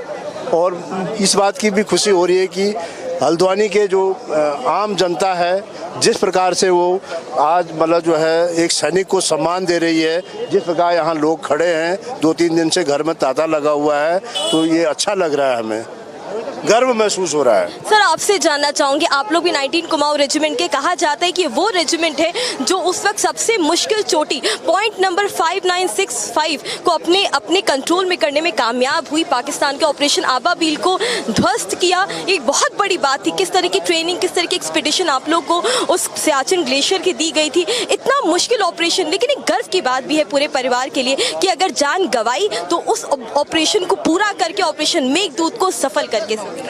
हम 19 कुमाऊं रेजिमेंट को जब वहाँ पर डिटेल किया गया था, तब हमारी यूनिट श्रीनगर में खिरू नाम की जगह पर थी। 68 माउंटेन ब्रिगेड के अंडर में हम लोग थे। तो वहाँ से 18 अप्रैल 1984 को हम वहाँ से रवाना हुए फुल FSMO के साथ, फील्ड मार्चिंग अफसर के साथ। 18 मार्च को वहाँ से गए थे हम लोग। तो तकरीबन अप्रैल के फर्स्ट वीक में हम वहाँ पहुँचे थे बेस कैंप में। और वहाँ पर जो सूचना आ रही थी कि पाकिस्तान उन जो सियाचिन ग्लेशियर की पहाड़ियों पर कब्जा करने वाला है और वहाँ से फिर अन्य जगहों पर वहाँ उसके लिए आसानी हो जाती टारगेट क्लियर करने के लिए, हमारी यूनिट वहाँ पर पहुँच करके वहाँ पर उनको ऊंची चोटियों को कब्जा नहीं करने दिया और वहाँ उसको पीछे धकेला और लगातार गोलीबारी से और अपनी उपस्थिति दर्ज करके वहाँ पर उनको पीछे खदेड़ दिया, काफ़ी खदेड़ दिया, जिससे कि वो उनको हमारे ऊपर बढ़त बढ़ाने की वो नहीं हो पाई। These are the visuals we are showing you from outside the residence, and Samiksha, we clearly salute. We salute the brave heart with such a pride and with such a honor and valor. He has fought for the country this important, crucial battle, and today the pride, the respect for the soldier can clearly be seen. We'll show you the visuals here. As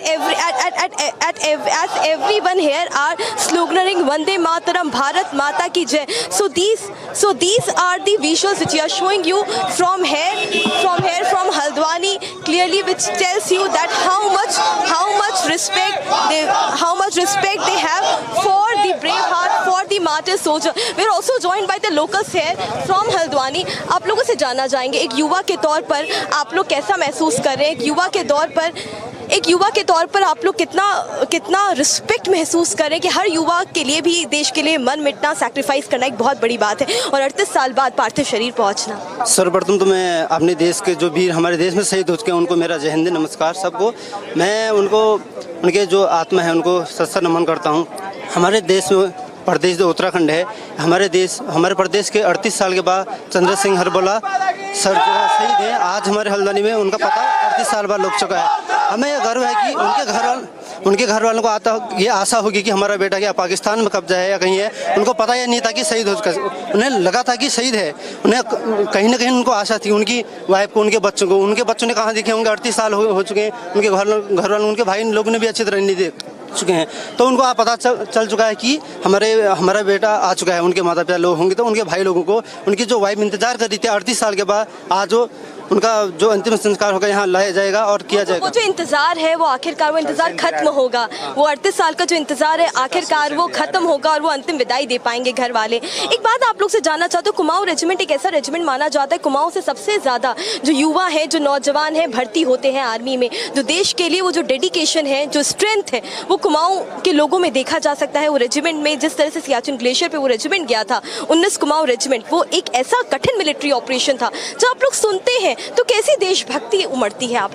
हमें यह गर्व होता है कि हमारे उत्तराखंड राज्य से सबसे ज़्यादा हमारे देश में भर्ती हो चुके हैं, सबसे ज़्यादा उत्तराखंड राज्य से। हमें यह गर्व होता है कि हमारे जो राज्य है आज तक सबसे ज़्यादा सैनिक भर्ती हो चुके हैं। और हमारे जो माता पिता लोग हैं, हमें उम्मीद करते हैं कि हमारे देश का नाम रोशन करें, हमारे बेटे आगे बढ़ें और हमारे देश को आगे बढ़ें, जो कि हमारा अन्य जो दूसरा देश हमारे देश में कब्जा ना करें। हम तैनात है, अपने देश के लिए आगे होते हैं, कभी भी पीछे नहीं हटते हैं।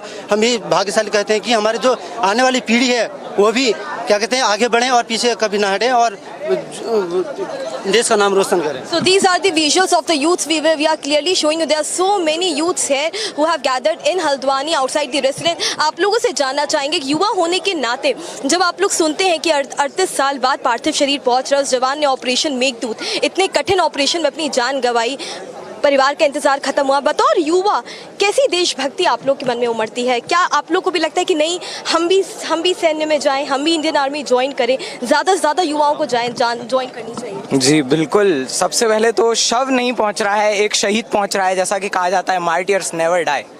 भगत Singh never died, lance Naik Chandrashekhar बोला never died, he will never die. Now he owns a special space in our hearts. हमारे दिल में उनके प्रति एक अलग प्रकार का प्रेम है, एक अलग प्रकार की इज्जत है।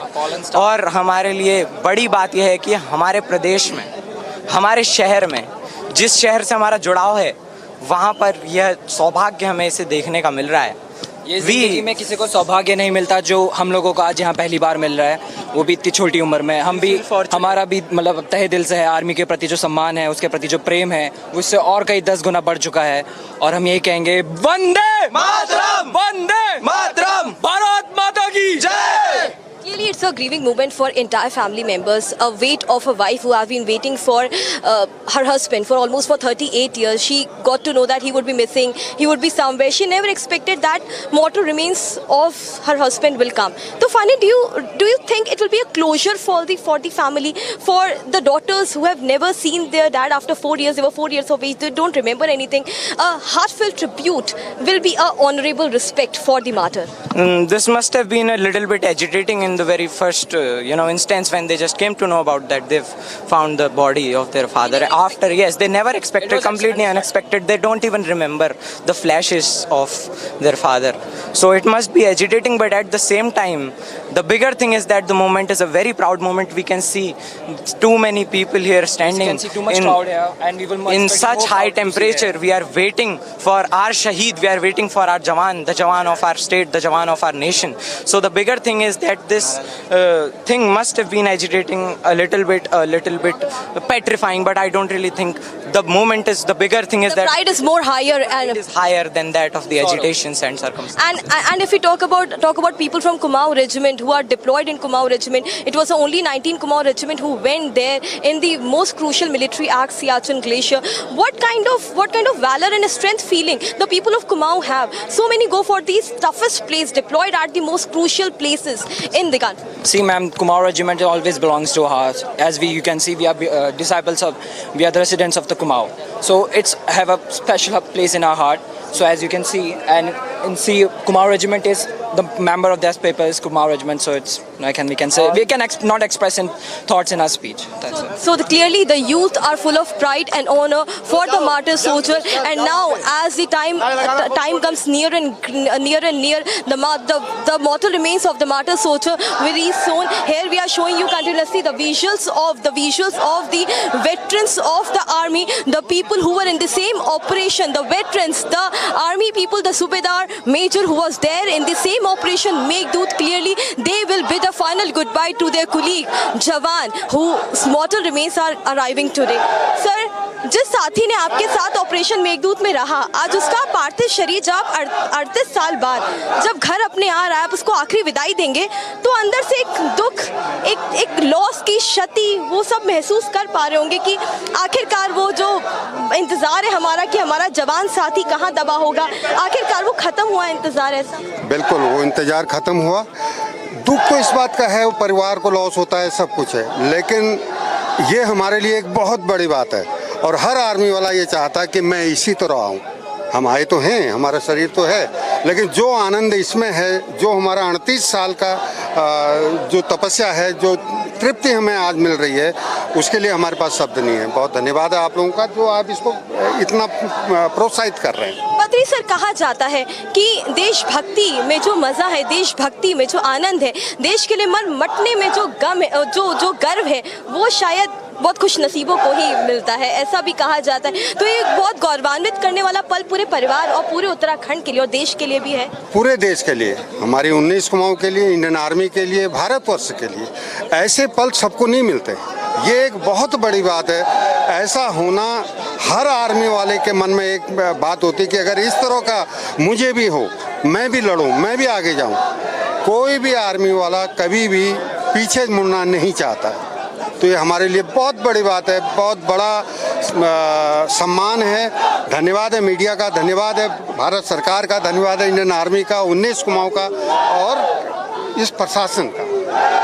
सर कहते हैं कि आर्मी कभी अपने जवान को पीछे नहीं छोड़ती। वो 5 जवान मिसिंग थे, लेकिन आर्मी ने होप नहीं छोड़ी और लगातार उनकी तलाश जारी रखी। कहते हैं तो आर्मी के स्पिरिट पर क्या कहेंगे सर कि हम अपने किसी भी साथी को पीछे नहीं छोड़ते, घायल हो जाए, मर मिटे, लेकिन साथ लेकर आते। बिल्कुल साथ लेते हैं और किसी भी हालत में नहीं छोड़ते, चाहे वो शहीद हो गए हैं या थोड़ा भी कैजुअलिटी है, कुछ भी चोट लगी है, पक्का उनको कैरी करते हैं। ये हम लोगों की ट्रेनिंग में शामिल है, हम अपने साथियों को भी छोड़ नहीं सकते हैं। These are the visuals, the mortal remains of the martyr soldier Lance Nayak has reached to the relative residence. We are showing you the visuals straight from the army base. The mortal remains are being taken to have arrived to the residence and will full respect, full honor with all the military troops, the entire military troops. You can clearly see the military vehicle in which the mortal remains is arriving right now. These are the visuals straight from Haldwani, and the Bharat Mata ki Jai Jazba can be clearly felt. The decorated carriage is the one in which the mortal remain is there, and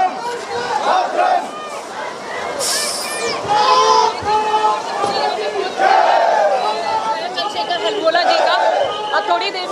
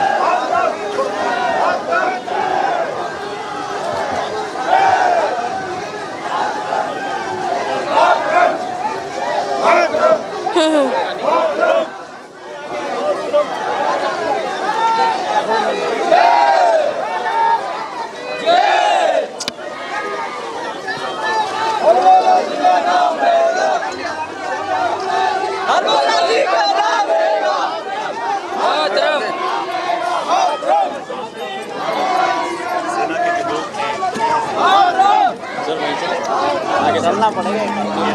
अभी एक भीड़ तो हटाओ। आप हट जाइए थोड़ा सा हट जाइए आपके आवाज़ के बाहर जो है यहाँ पर आगे बढ़ो आगे।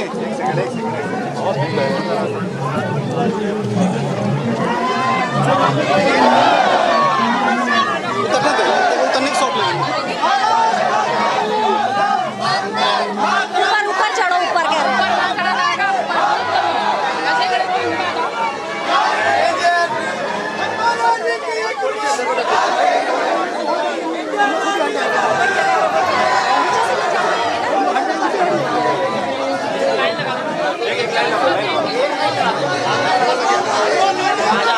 आएगी यहाँ से एक लाइन लगा के मस्त आएगी।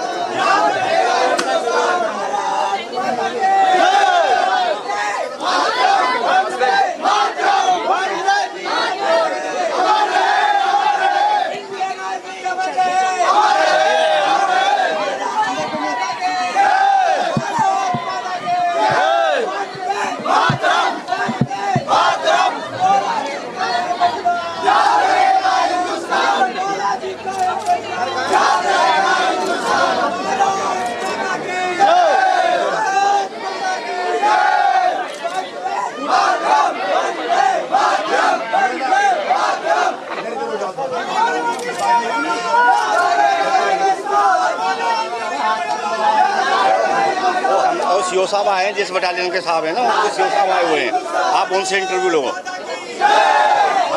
बताऊंगा आपको। आज तक कौन से इसमें हो आप?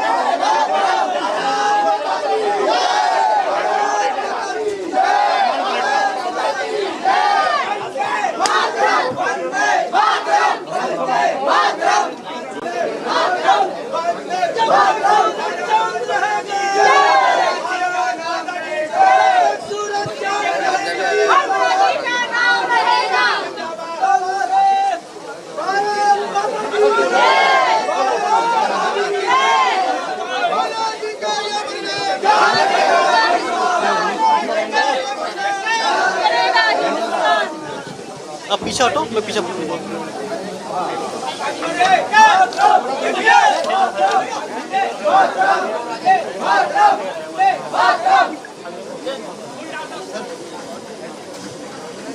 चलो पीछे पीछे पीछे पीछे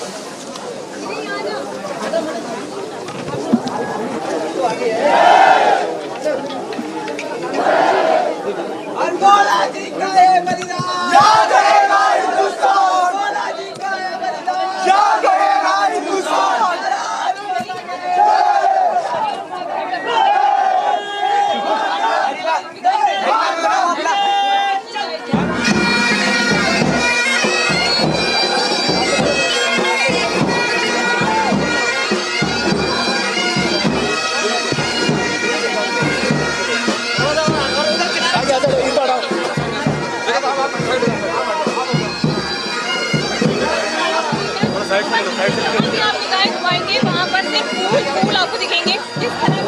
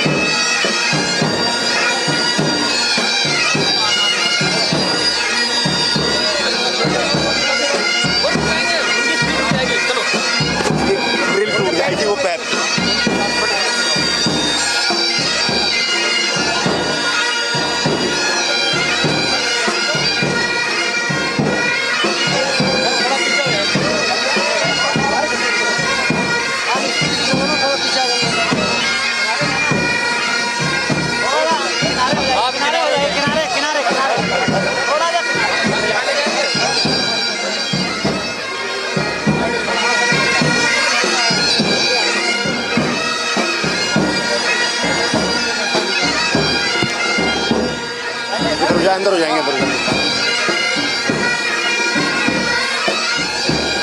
अपनी लाइन पर रहिएगा प्लीज। आगे वाला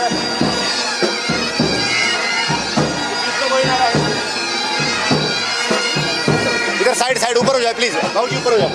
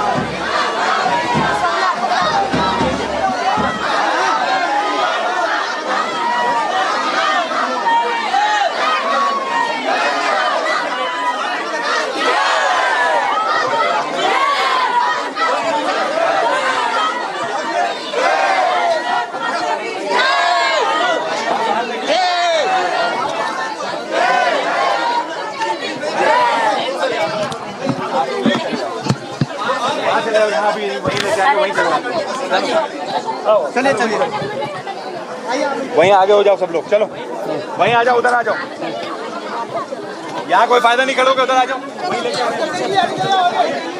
चलो उधर, चलो उधर से, यहाँ पे कोई फायदा नहीं, किसी को सिर्फ 5 मिनट के लिए घर पे लाएंगे। So these are the visuals which are showing you from outside the residence of Martyr Lance Nayak Chandrasekhar. The coffin, the mortal remains have reached to his residence, and all the family members, the residents, the neighbors, the locals, the veterans, you can clearly see the respect ceremony, the respect parade, the wrestling parade.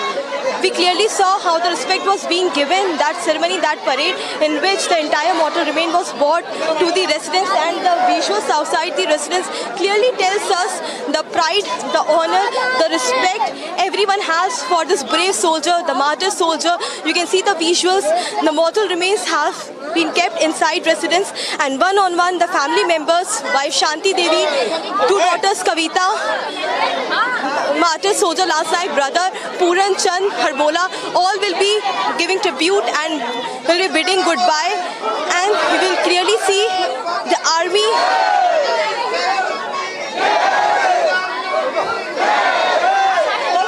The spirit of Desh Bhakti, the spirit as clearly seen, and we will try to show you the visuals of wife Shanti Devi.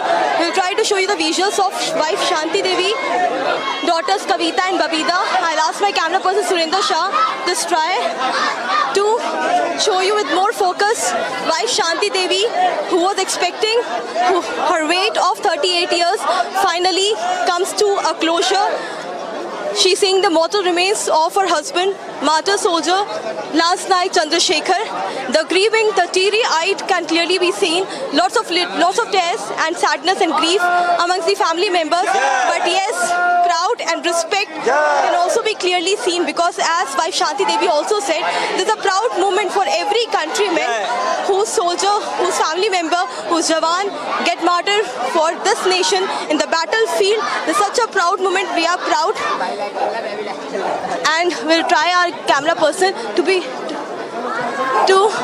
show you more visuals of the family members. We'll try to ask him to zoom the camera from here and show you the visuals of wife and flowers are being showered and flowers are being, the tribute through flowers is being